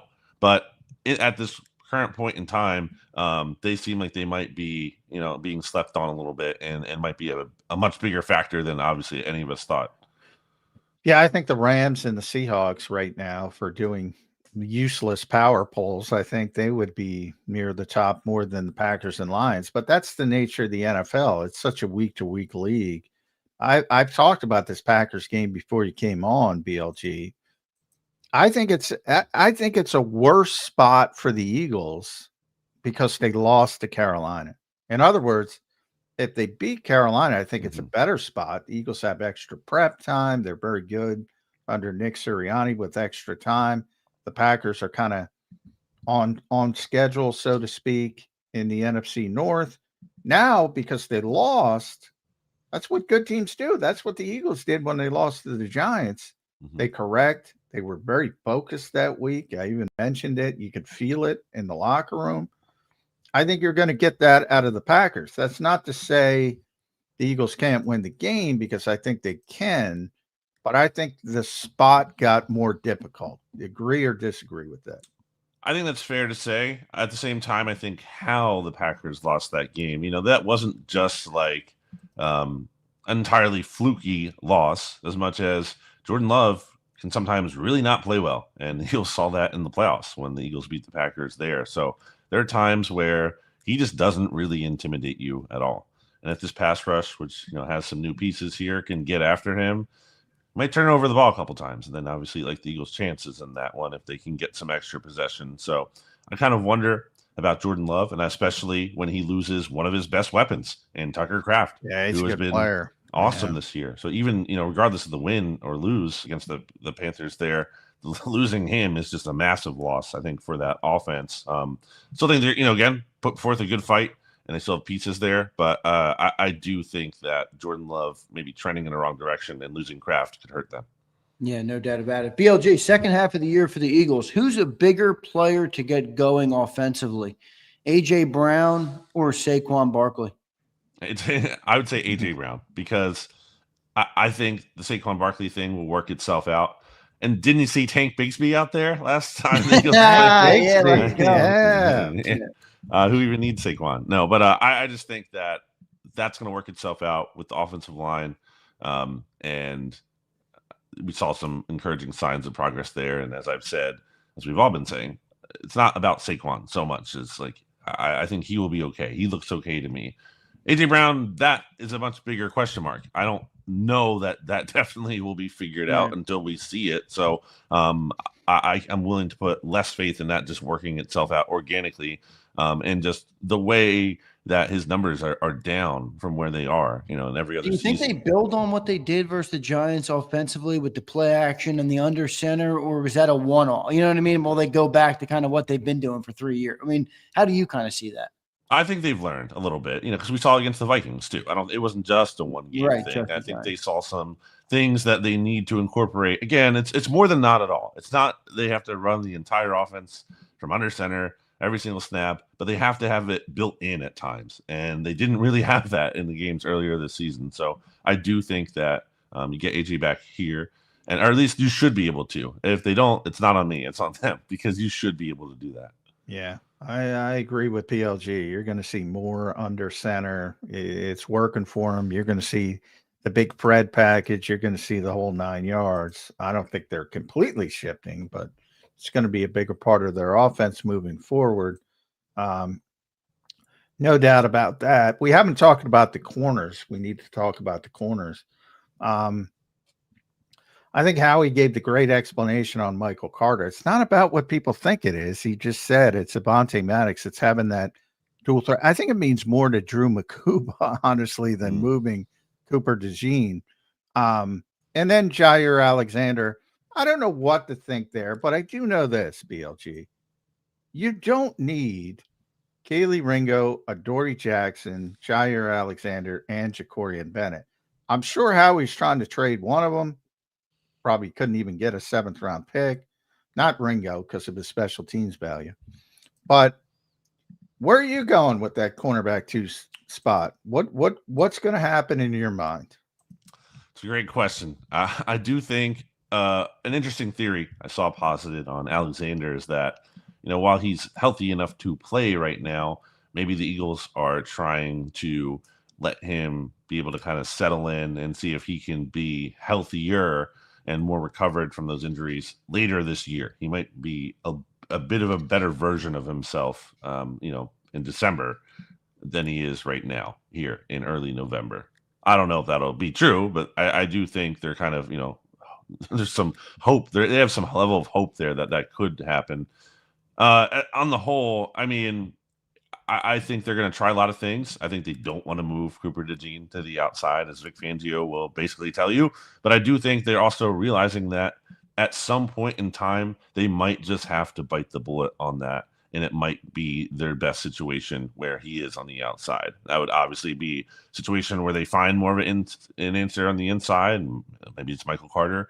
But I just think we're going to see a lot of guys here still. I don't think anyone – I have a hard time believing Keely Ringo is going to, like, take this job and run with it. Even same thing for Jacorian Bennett, although maybe more of a chance there. I just think we're going to continue to see guys kind of in and out of this lineup until they maybe try and finally find something that sticks. Defensive snap, real quick, just one follow-up. Yeah, good. Defensive snap 1 in Green Bay. Ringo? I'm gonna go with Bennett because wow. I did not.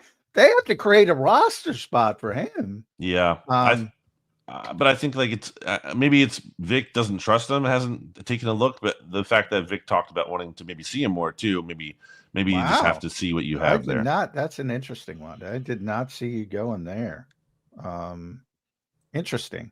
They created the spot, which in theory could be for anybody, but they need 2 roster spots. They created one with Patrick Johnson, so that in theory would be Nolan Smith coming back. They started his practice window, but Bennett's already in his practice window. So if they cut somebody else or put somebody else on injured reserve, maybe that's as simple as coming up with what was Adori's issue? The concussion, I think. Maybe it's as simple as that. But they would have to create a roster spot. So that's going to be interesting. I like your thought about Alexander getting him healthy, and maybe it's more relevant late in the season than it is immediately. But yeah, I think Keely's going to get the first opportunity. Now, what he does with it. Yeah, that's a question. BLG, I don't want to muddy this one up. John, I hope I'm not taking your thunder here. This is something that you have been on, so I won't muddy it. And John, I'll let you follow up on it. Jahad Campbell's playing time in the second half of the year will look like what, BLG? That's a very fascinating question. It should look like he's out there a lot because, again, there was no reason to take him off the field. I know Nakobe Dean is here, and Nakobe Dean can be a good player, but I don't think he's so good that you have to, and obviously so like integrated into this team's future that you simply have to take Jahad Campbell off the field in a big way. Obviously, you can do certain packages. There's certain situations where I'm sure you can get Nakobe involved, but it can't just be that Nakobe Dean is the starting linebacker and Jahad Campbell is the rotational guy or the backup who plays, a little bit. I don't think that's the right way to handle it for both this year and moving forward. That just doesn't make sense to me. Yeah, I'm with you 100%, but I think that's the way it's going. No, I think if it's as simple as Nakobe and base and Jahad and nickel, I don't think that's good enough either. Do you think that's good enough? From the standpoint of I want Jahad playing, I don't think it's good enough to just have him out there in nickel situations. I think that's fair, but I'd be willing to live with that as opposed to it's just Jahad Campbell not playing. Yeah. Oof. And I like Nakobe, but I mean, how do you take that guy off the field? It's tough. Again, because I'm not even looking at it through the lens of this is anti Nakobe Dean. It's not about him. It's just that Jahad Campbell. It's about Nakobe Dean's going to be a free agent after the year. Probably not part of your future, especially when you have Campbell and Bond here.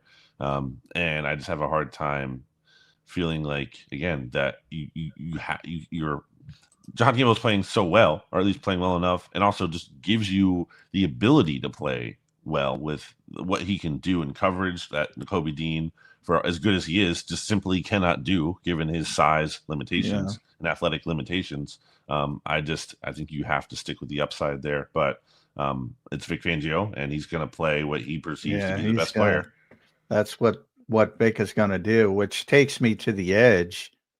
So, all right, Jaylen Phillips is now here. Nolan Smith is coming back. Brandon Graham is back officially. The exemption lifted. He's on the 53. before the bye, they had 3 guys, and they could steal some snaps at edge for John Campbell. Those are gone. You know, those are gone. I don't even know how they get Brandon Graham involved. The poor guy. They got him out of retirement because Josh Uche is playing well. So I'm going to give you 60 snaps a game. So we got 120 to divvy them out between Jaylen Phillips, Nolan Smith. You don't have to be perfect, but I don't want to give you math so early in the morning. Yeah. But give me a thought process on how you divvy out those edge snaps. Can I give you rank in terms of how I think they'll rank? Sure. I think that might be sure. I think I'm going to say Jaylen Phillips number 1, at least to start, especially because we don't know exactly where Nolan Smith is at coming off of this IR stint. So to start out, I think it's going to be Jaylen Phillips number 1. He's obviously played for Vic too, so it's not like there's this huge learning curve here in this new defense that he's in. Not so new. I'm going to go Nolan Smith number 2 because he was the top edge rusher before he got hurt, and I still think the Eagles are very high on him and have high hopes for him. If you want to say that the Phillips trade might not be the best signal for him, that's an interesting thought, but I still think he's going to be a big part of this pass rush. Jalen Hunt number 3 at that point. Jalen has done some really good things here in these past couple of games. Seems to be pointing in the right direction. At the same time, I still think it'd be ideal if he's not quite out there quite as often as he is, if he's that third guy in this rotation.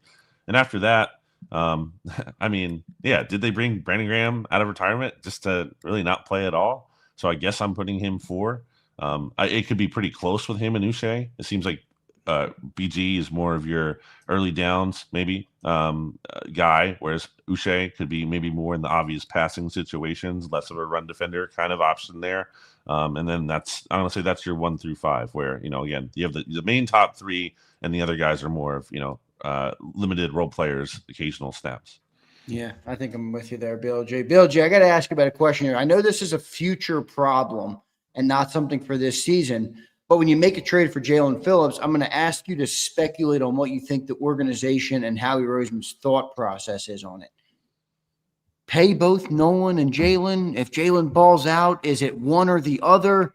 Like, how do you kind of see, what do you think their thought process is going? I know they don't have to make the decision yet, but what do you think the thought process is going into this second half of the year and off season, where it's like, I got all these guys to pay on defense. I just added a guy who needs a contract quicker than most. I don't really want to let him walk. I gave a 3rd-round pick for him if he produces. What do you think the Eagles' thought process is going into that part of it? Well, I do think Howie Roseman will not be beholden to sunk cost fallacy and be like, well, because I have to resign him because I gave up the 3. They didn't do that with Golden Tate in a different situation. Might not be apples for apples, depending on how this goes out. But I do think he's willing to let Jaylen Phillips be a rental if that is the situation that unfolds. I think a lot of it is that it's an open mind. I think that's the approach to the situation as it currently stands. I think they're willing to see, can Jaylen Phillips stay healthy? Can he really thrive here? And same thing for Nolan Smith when it comes to, can he stay healthy? Can we rely on him like that? So I think those are the factors. Obviously, you buy yourself a little bit more time too with Nolan Smith, since he's still on his rookie contract and isn't expiring the way that Phillips is. But I think they have an open mind about it. I don't think they're coming into this situation with predetermined thought that we definitely have to pick one over the other. And instead, it's going to be very they're going to gather a lot of information on how the rest of this season goes. With Nolan specifically, and I don't even want to bring Jalen into this conversation. I know it'll affect it, but to me, this indicates in what's going on this season that I'm pushing it back anyway. Is that where you are? Like, I think a lot of people were like, all right, you got to extend Jalen Carter early. You got to extend Nolan Smith early.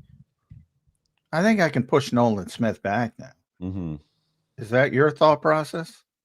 Yeah, especially, with the 5th-year option, you have that as a tool. You don't necessarily have to rush to it. We'll see how it goes over the second half of the season. If he does this year what he did last year, then they're going to pay him because obviously, that would be crazy. He was so good to end last year. But anything short of that, they could, just because, they tend to sign guys early. Obviously, doesn't mean they literally always sign guys early, and they have to do that. If they want to buy themselves more time, that's something they can do and have done in certain cases.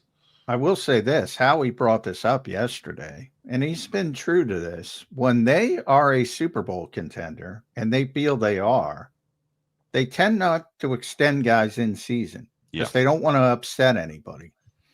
Now, I was thinking about that from the standpoint BLG is, which I get it. If you want to extend, and they can extend Jalen Carter, for those who don't know, they can extend him till after the season. Nolan Smith either. But so let's take a look at, let's say Jaylen Phillips comes in, plays well for a month, and they want to keep doing business. Vic loves him, blah, blah, blah. They don't want to extend him because, then maybe Reed Blankenship's there. They're going like, hey, Vic loves me. He just dogged me up. I get the thought process from Howie, but can that cost you some players as well? I mean, we talk about Milton Williams and Josh Sweat, and not entertaining that a little bit early. Can that hurt you as well? I think there's downside, but I think the upside still outweighs it, and I think it's fair to wait. I also just don't love in-season extensions from the standpoint of, like, player could get hurt right after signing that and be out for the rest of that season. And obviously, I know they can get hurt too after signing an off-season extension, but then you have a lot more time to prepare for that injury with all that money you spent than you did, in season. And I think that has happened to the Eagles. Was it the Brandon Brooks extension? I think later in his career, he got hurt in that 2018 season or 2019. There's a year there, I think, where Brandon Brooks was. Yeah, that was Tim Jernigan. I think you're right. I think. Yeah, so there is downside too to when you would do things like that and guys get hurt, and then all of a sudden you're paying for a player that they aren't anymore. So I like that might be the case right now with Cam Jurgens. I hate to say it, but that wasn't it. I forget if Tim. I think Jernigan was in season as well, and he got hurt, but that was later when the injury happened. But anytime there's obviously with injuries, it can affect things. But it's interesting that when they truly believe they're super, that gives you an indication they really believe and they should.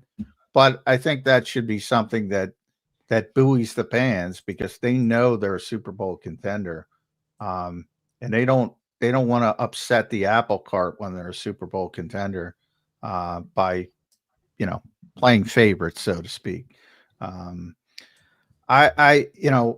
Offensively, we brought up AJ a little bit. I just want to wrap things up with AJ from the standpoint.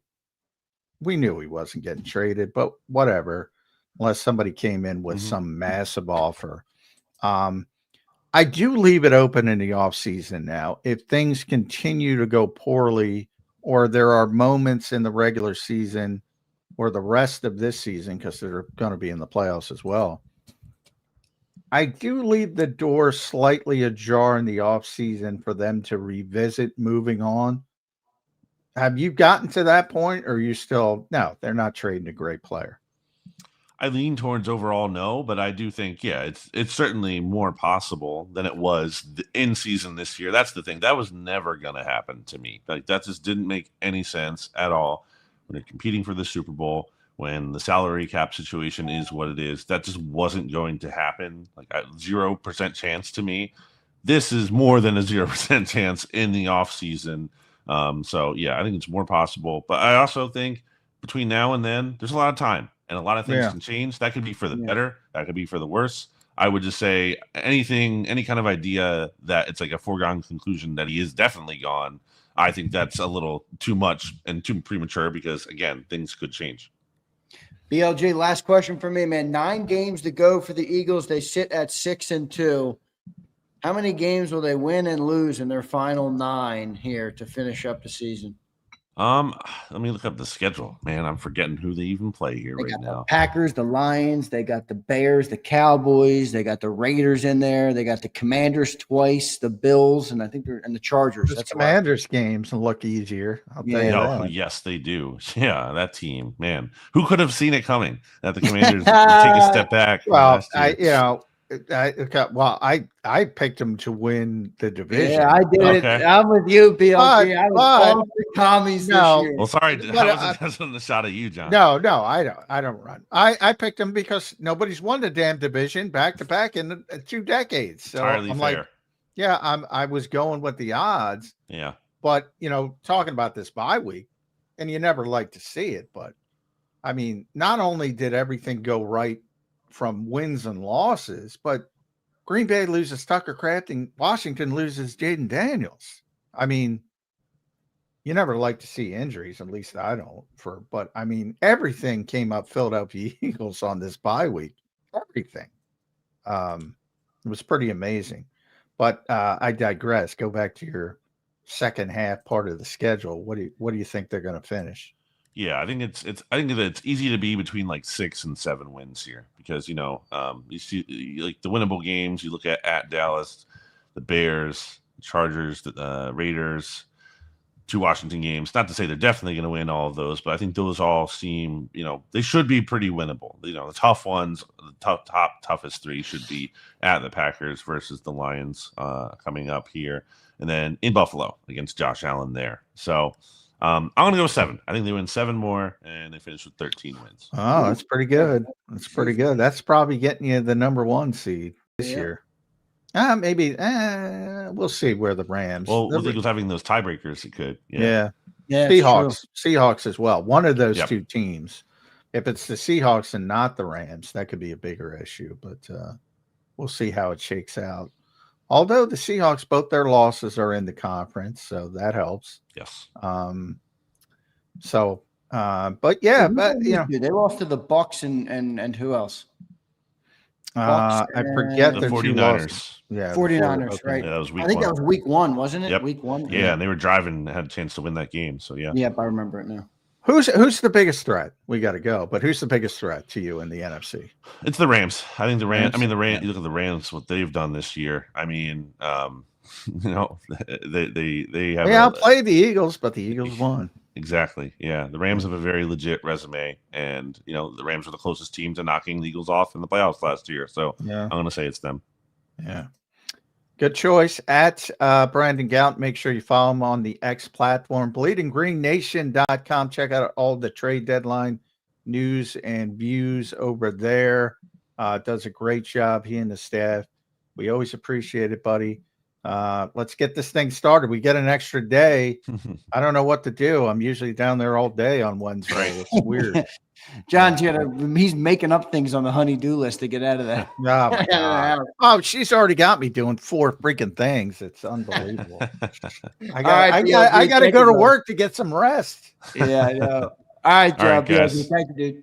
I'll see you. There's BLG joining us right here on Birds 365. Johnny Mac, good show today, man. Mike Gill, BLG, a post-trade deadline day show here. A big crowd. We want to thank everybody for being here today. Don't forget to hit that like button for us. All right, subscribe to the channel if you're not already. All super chats go to the top. I think I have 1 super chat to get to today. But John, what you think of what BLG and Mike Gill had to say? Some interesting commentary about where we are, about the NFC, about the state of the NFL. Positivity around this team, rightfully so, because as we said, the bye week couldn't have gone better. It literally could not have gone better. Both on the field and even off the field with some of the injuries and players lost, which is on field and off the field, but they're not going to be available moving forward to some of the teams on the Eagles schedule. Hey, everything's coming up Eagles. We'll see if they did enough. I think they drastically improved the edge position. Part of that is Nolan coming back. Part of that, the bigger part is getting Jaylen Phillips in here. I think they drastically now the corners. I don't know. We'll see how that works out. I think in that's theory, the edge rusher should help them a little bit, right? Yeah. Immensely. there's no reason they shouldn't have a good pass rush for the rest of the season with Phillips and Smith if they're out there. And then you have Carter and Ajomo. That's going to be their main pass rushing group. There's no reason they shouldn't have a good pass rush. And then, the corner situation, we'll see. The defensive backs as a whole, we'll see how it shakes out. But they gave Vic more options. That's the one thing. So he's got more bodies. I think Michael Carter's got a more defined role coming in. And I think Jair Alexander's more the dart throw. And maybe the dart throw hits the bullseye. You never know. We'll see. Johnny Mac, good stuff. One super chat to get to here. Brian Fleming with the headset and the hat. J Mac is looking like a skinnier Andy Reid who can actually manage the Andy clock. lost a lot of weight, man. Shovel pass is incoming on the goal line. I forgot to put my hat back on when I left. I've gotten the Andy stuff a few times. I get more Bruce Arians because Brandon calls me Bruce Arians. You rock the forward Kango hat or whatever it Well, I have, and that's what Brandon saw me wearing, sort of that style of hat. Right? Never stopped calling me Bruce since that day. But in his defense, Bruce was the head coach at Carter. He was still the coach at the Cardinals then. I believe it was the Cardinals. So this is going way back. And the Eagles were playing the Cardinals that week, and I was at practice and I was wearing that style of hat, and he just laughed like Brandon does and says, "Oh, Bruce, get Bruce out of here." He's looking at it. Funny. So it was, but that's it. By the way, I meant to bring that up. When was that Mike or BLG was talking about Jaelan Phillips? Kelsey had a great story on his podcast about that joint practice. Somebody was talking about the joint practice, and Kelsey was injured, not practicing.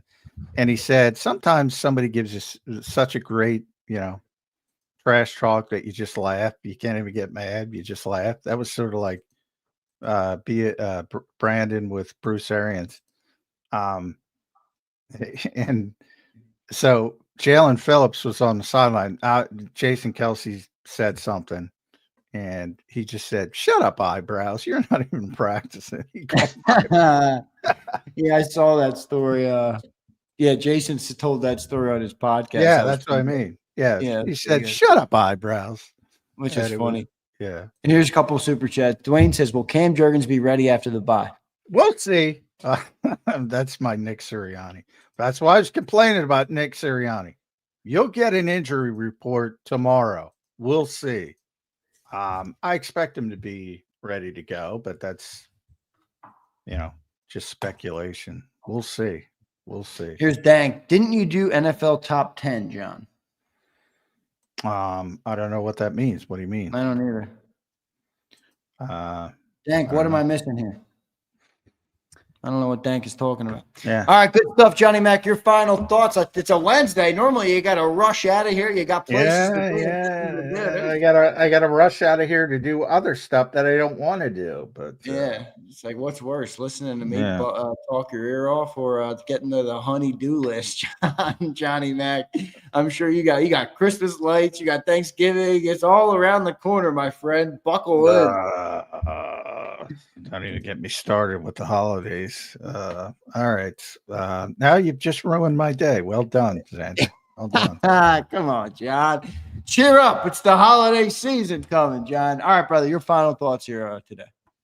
That's it. I'm out. That's my final thoughts. But thanks for listening. I appreciate it. A lot of people tuning in during the trade deadline.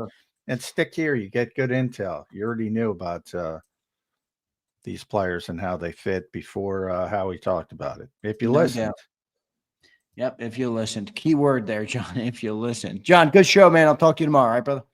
All right, thanks all. All right, thanks, John. There's Johnny Mac, John McMullen joining us right here on Birds 365. Great show today. Appreciate everybody for being here. Hit that like button. If you're in the chat, drop your comments down below. We try and get to them all. And if you're not already, subscribe to the YouTube channel. Subscribe to the YouTube channel if you are not already. All members, we appreciate all of our great members. Abe is in there. Philly Don, Chuck Hutton, my boy Tony. What's up, Tony? What's going on, everybody? I hope everybody's having a good day. The Flying Mayan. Yesterday was a big W for Flying Mayan. Dank Bird Gang, thank you, Dank. I'm not sure what you meant on the list. I'm sorry. I didn't. If I knew, I would have elaborated for John to get you a better answer, but I don't think he knew. Twiz, what's going on, Twiz? Sean Daberman. What up, Sean? Trying to correct my grammar earlier in the show. All right. Yeah, Abe, that was a tough loss, man. Tough loss for the Sixers last night, brother. I mean, look, you come out and Tyrese Maxey cooks the way he was cooking and all of those things. I mean, it's a different basketball team when Embiid is on the court, but that was a bad loss, dude. That was a bad. They had 45 first quarter points in that game, or 46 or 47, whatever the hell it was. 40 plus. I know that. I think it was 45 plus. I mean, and then they just collapsed. I mean, I don't think they had a field goal in the last 4.5 minutes. I don't think they had a field goal in the last 4.5 minutes of the game. So, I don't know what to make of it, but, look, you're going to lose games in basketball. You don't win every game. It's not like football. They play a lot more games, but I think that Tyrese Maxey kid, I mean, that dude is such a freaking beast. That dude is such a beast. I'm not going to sit here and, sell on one loss. Relax, everybody. I think Embiid's got problems, though, unfortunately. I mean, I just don't think he fits this team. I don't think he fits the team. I'm telling you, he doesn't. I've been saying it since game one when they were winning. He doesn't fit the fucking team. He doesn't fit the team. You got two fastball dominant guards who can create space, can shoot the three, can do everything on the perimeter. I don't need Joel Embiid standing at the top of the key anymore. I don't need it. I need a pick and roll. I need a guy who can set picks. I need a guy who can rebound. I need a guy who can defend the rim. I mean, that's what I need. I don't need him to win. And then 0 for 5 down the stretch was absolutely brutal from Joel Embiid. I mean, they draw up the final play. They draw it up for Quentin Grimes. I'm like, what the fuck are you doing? Tyrese Maxey's got 39 fucking points. He's shooting 65% from the field tonight. What are we doing? But, one of those head scratchers. I think what bothered me was they got away from what was winning in the first half. I mean, you come out and you dominate a game in the first half. You put the Bulls on their heels. I mean, I think you're winning by almost 20 points at halftime. At one point, they were leading by 24 in the game. And then you go away from what works. It's like, why do we do that? Why? I know you got to sometimes defend the lead, and sometimes you got to play differently depending on, where you are in a game. But, yeah, annoying. But it is what it is. I'll tell you what, when I get back to my studio, I got some Sixer merch I think as delivered. So I'm going to be rocking some Sixer merch. I had to get some of the old logos. They brought back that old black logo. That's just been my favorite Sixers logo of all time. Always has been, always will be, probably. I mean, I like the new logo, but it doesn't do it for me. So I got a nice hat, Sixers hat. I was joking because I'm ordering these Sixers hats, and I'm like, fucking $50 for a hat. I was bitching about this with the Eagles hat the other day, and it's funny. My fiance is with me, and I'm ordering this Sixers hat, and I'm like, what, fucking $50 for a hat with shipping and all this crap? And she's like, oh, really? You're gonna bitch about hats? I've never seen a human being in my life spend more money on hats than you. And I'm like, touche, honey, touche. All right, I'll shut up and order the Sixers hat. All right. Pop's birthday was yesterday. I got him a hat. I got him a couple Kango hats. He loves the Kangos. I got him some fresh Kango. Hopefully he's not listening. He didn't open them yet. So I got to go home and give them to him. But, yeah, hats are crazy, man. It was funny, though. I was bitching about it, and my fiance literally was like, shut the hell up. Like, literally nobody spends more money on hats than you. Now you're bitching about the hat cost. Where have you been? What, did you just look at what the cost was? Pretty funny. So good stuff. I hear you, Z, but no, I know Philly Tide. Nobody really played good, but I think it's because of the game. I think it's because of the way they switched it, They switched it around the way they were playing basketball. It wasn't a guard dominant game at the end. The game is running through Joel Embiid. I mean, he had five shots, I think, in the last 3 or 4 minutes of the game. He was hurling. Philly Tide. Let me say this to you. Since Joel Embiid has joined the Philadelphia 76ers, even when they were winning 55-plus games and they were going to the playoffs and they were, everybody was all high on them. Even when they were doing that, it used to bother me that Joel Embiid, being 7'2" and more physically dominant than anybody on the court, would jack up triples and sit on the outside and pull up mid-range jump. It's always pissed me off. Now, I know it's worked sometimes, and he does have an immense skill set, and he's a very talented player, but now there's even more of an excuse, or less of an excuse for that. You got 2 ball-dominant, fast guards. Why? Why are we doing that? I don't know. I'm with you, though. Nobody really played good in that fourth quarter. Nobody played good in the second half of the basketball game, Philly Tide. They had 70 first half points and 40 in the second half. They fell off a cliff. How many points did they have in the fourth quarter last night? How many points did the Sixers have in the fourth quarter last night? Did they play tonight, by the way? And also, here's another thing real quick that I know Tyrese Maxey is a fucking star, and I've been saying it. When you have back-to-backs and you're playing and you got a young guy, he can't be playing 40 minutes every night. I know everybody in the world is like, oh, I grew up on this, and this player played every minute, and it's not the game anymore. It's not. Tyrese playing 40 minutes. Oh, I wonder why he struggled in the fourth quarter. He did fucking everything for the whole team. I think Nick Nurse has got to find a better lineup when Tyrese Maxey is not on the floor, because him playing 40 minutes, I mean, he's going to burn out. They got another back-to-back tonight. Is he going to play 40 again tonight? How many points do they have in the damn fourth quarter? 16. They had 36 total points in the second half of the basketball game yesterday. That is Sig. He really does. Sig, it's fucking painful to watch. Abe says, I blame your coach. Well, he's not. He hasn't figured out the lineups. But Abe, it's early, dude. I mean, come on. This is what it's very early from that. T. Roma says, that's what happens when the Commanders owner owns your basketball team. Don't get me started on that shit. Please don't get me started on that. You make me want to cancel my hat order for the Sixers. I love the Sixers. But look, they're still 5-2. All right. They're still close to the top here in the NFC. Or NFC. But, I think they're still in a good spot. in the Eastern Conference. Second in the East, Pistons, Bucks, Heat, Knicks. A lot of teams are coming. I think the Celtics are going to keep getting better. I wouldn't count them out. But Kilgore's going to sell me on the fucking Lakers. Don't do that. McCain didn't look very good, Abe. He didn't look very good. But that's all right. They got to create some spots, create some shots for him, man. Yesterday I didn't. I'm with you, whoever was calling out the coach. Look at this. Sean says, name one thing that's not expensive. Only thing in today's world worth the value is the content from JAKIB. Now we're talking, Sean. You're right. I try and take care of the great people who watch this platform. I really do. I know I might not do a perfect job at it.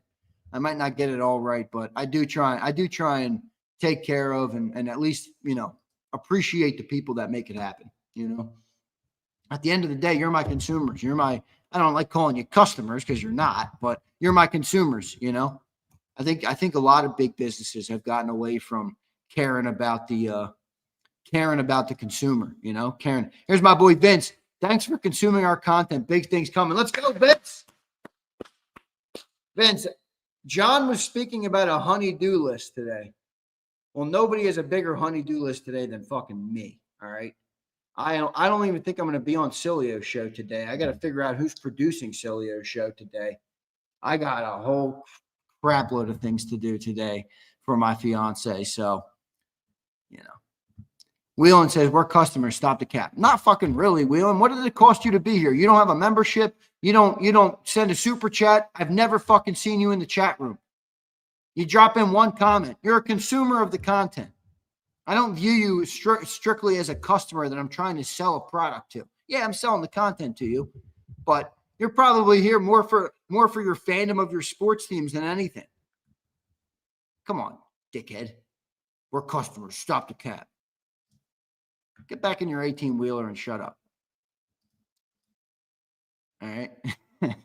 I love how I just told you guys I love my consumers, and then I just went on to absolutely rip 18 Wheel and Eagle. All right.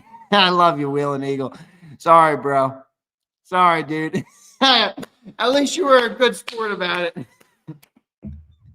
By the way, I'm gonna rip somebody. I don't know if I've ever ripped before. I'm gonna rip somebody today. I don't know if I've ever ripped before. Where is the shitty where is Senor? Where is Senor? Is he here today? I was ripping him yesterday. So I got one of the stupidest tweets sent to me this morning at 3:32 in the morning. 3:32 in the morning. For anybody who listened to Zander Time yesterday, I was shredding Senor, who was bitching about the fucking Dak Prescott takes. So this is what Akbar tweets at me. And I want to show you how stupid this line of thinking is. And this is from Akbar. Many of you know Akbar from the chat. He tweets at me. Sam Darnold, Mahomes, Mayfield, Herbert, Daniel Jones, and even Lamar Jackson had better quarterback stats than Dak Prescott in the first 6 games of the season. So I don't think Senor is stupid for pointing out Zander Krause's whack-ass take on Dak. Now, I want you to fucking listen to that explanation of why Senor was right. He legitimately went to the quarterback stats of other players were better than Dak's, and that is why Dak wasn't in the MVP conversation. Leaving out all context, and I'll remind you, Akbar was the same motherfucker who was on here all offseason proclaiming how fucking great our quarterback Jalen Hurts is, with zero talk, zero acknowledgement, zero discussion of him having some of the worst stats of a quarterback in pro football. So when Jalen is elite and we have to boost up our narrative that Jalen is elite, the stats don't mean a fucking thing. Who cares about 2,900 yards? Who cares about 18 touchdowns? Who cares about the stats? We win games. Jalen is elite, which, by the way, I happen to agree with. But I'm not going to sit here and say Dak Prescott wasn't an MVP candidate because some other quarterbacks had better fucking stats than him. Are you kidding me, Akbar? Are you fucking serious? That is the worst argument I've ever heard. And that shows you why he's siding with Senor. You know? Akbar, I love you. I don't want to call you stupid like I called Senor. But this right here was stupid. All right? This right here was stupid. Yeah, I do remember that, Kimberly. You know, I do remember that. Here's my boy Quentin. What's up, Quentin? Just showing love again, my brother, all the way from Houston. Man, love it. Appreciate you, bro. I told you I lived in Houston for a couple years. I got a lot of good memories from Houston. I went to one of the coolest sporting games I was at in my life was World Series Game 7 when the Nationals beat and upset the Astros in Houston for Game 7. Ooh, my bad, I whacked my mic. When they beat the Astros in Game 7. Max Scherzer was on that team. It was the team 1 year after Bryce Harper left them. I think it was the 2019 World Series, if I'm not mistaken. Let me look that up. 2019 World Series, I believe. Yep.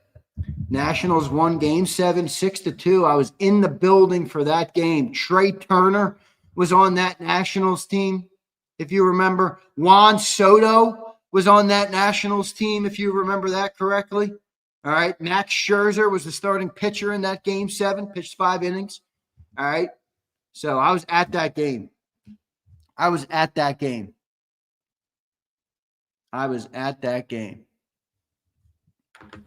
Donald says, stats don't mean shit. You have to look at the well, I tried to, good luck trying to explain that to guys like Senor and Akbar.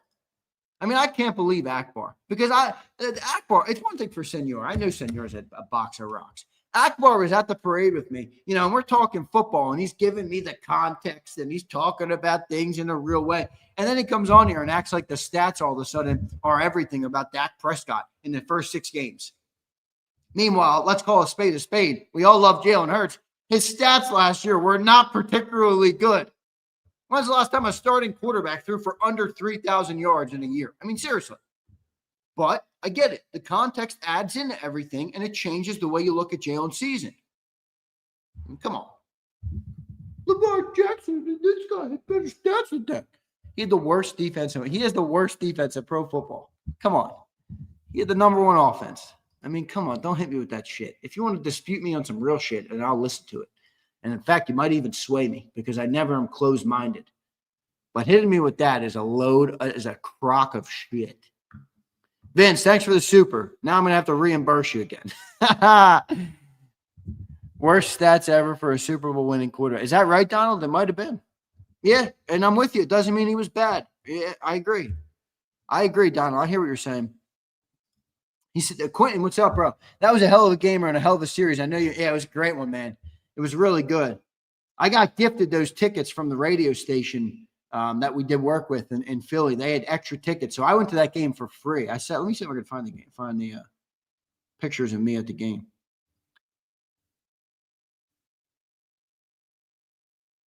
No, that was there you go. There it was. Look, there's me, October 30th. Let me turn off my, I'm going back to my white dungeon.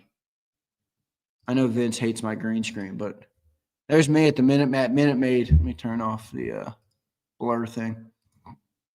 There's me at Minute Maid. Not me, but it's just a picture of Minute Maid. You can see the time. October 30th, 2019, 4:58 p.m. I will remind everybody, that was a 7 p.m. start. That's the type of guy I am when I go to a game. I was in my seat at 4:58. 4:58, baby. 4:58. Yes, I am back in the interrogation room. I kind of like the interrogation room. Look, I got the window right next to me. I'm in the corner over here. I got white walls. Let's go. I like the interrogation room. All right. 4:58. I was in the building.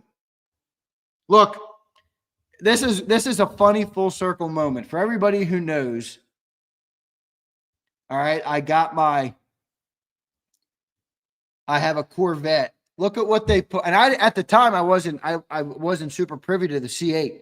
But this was right before they released. The C8 came out in 2020. All right. And there's Minute Maid Park. They brought out the C8 Corvette onto the field after the World Series. This is at 11:06, so at the end of the game.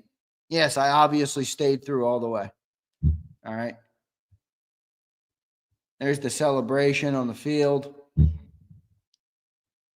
Yeah, but there's me. Look, there's me taking a picture of the Corvette because I knew I love God. That's a hot car. Maybe one of the first times I saw the Corvette. Yeah, look at all. There wasn't many Nationals fans there, actually. I'll tell you what, that is a fun ballpark. Minute Maid Park is a fun ballpark. That's a fun ballpark. Siglord says, I'm renting out the studio. No, I'm not. I'm not renting out the studio. I'm not at the studio this week. I think I should be back by tomorrow in my studio. It all depends on what I got going on. Hey, my prison cell didn't have a window like that. Nice, Donald. All right, everybody. I love all you guys. I got to get out of here. I got some shit to do today. All right. I thought it was a good trade deadline, man. I'm sorry. I know everybody was ripping the Cowboys, including John, but I didn't think the trade was bad for them. I mean, look, I know they gave up a lot, but look at their draft history. They haven't drafted well. Like who helps the Cowboys more in the future? A 2026 second round pick or Quentin Williams? I think they got a good player. They got a good player. Mozzie Smith, not a good player. Tyler Guyton. I mean, they don't have great first-round picks. Cowboys draft history. Let's look at it. Let's look at the Cowboys draft history here. Yeah, Tyler Booker last year, Ezeraku in round 2. I like those picks, actually. I don't know how Booker's panning out for them this year. I don't know if he's playing much. Tyler Guyton the year before. Mozzie Smith the year before. Tyler Smith. So they've had some good picks. Tyler Smith was a good pick, obviously. Micah Parsons in 21. So they've had some good picks. That's fair. CeeDee Lamb the year prior. They've had some good picks. Leighton Vander Esch. He was good in his prime. He was good when he was playing. A very short-lived career, but Abe Zander, whose idea was it to get JB? Well, it was my idea, but I don't like taking credit for it or anything. I mean, me and Sills always discuss guys. I sent him. I'm like, yo, I think you and JB would do a really good job together. All right, So, but I'm down same spot, Don, same spot. But all right, I love all you guys, man. I'm getting out of here. Appreciate it. Appreciate you for being here today. Hit that like button. We had a good crowd, another good crowd in here today. So we do appreciate everybody for watching right now. All right. Hit that like button on the way out. Appreciate you for being here. All right. And plenty of content will coming on the channel. I got a bunch more stuff to post. Vince, speaking of it, I need to get more post up from your shorts. I was busy and then I got tired of shit last night. Didn't post them up. Probably should have posted them up. There's always more work to do, everybody. Love all you guys. Hit that like button. See you next time. You've been listening to Birds 365, the destination for the passionate Eagles football fan who bleeds green. If it's Eagles football, we're talking about it. Debate inside the locker room and guests that are some of the greatest football minds from around the region. We hope you enjoyed the show. We know we had a blast. Make sure to like, comment, and subscribe, and we'll be back soon. But in the meantime, hook up with us on social media at JAKIB Sports. See you next time on Birds 365.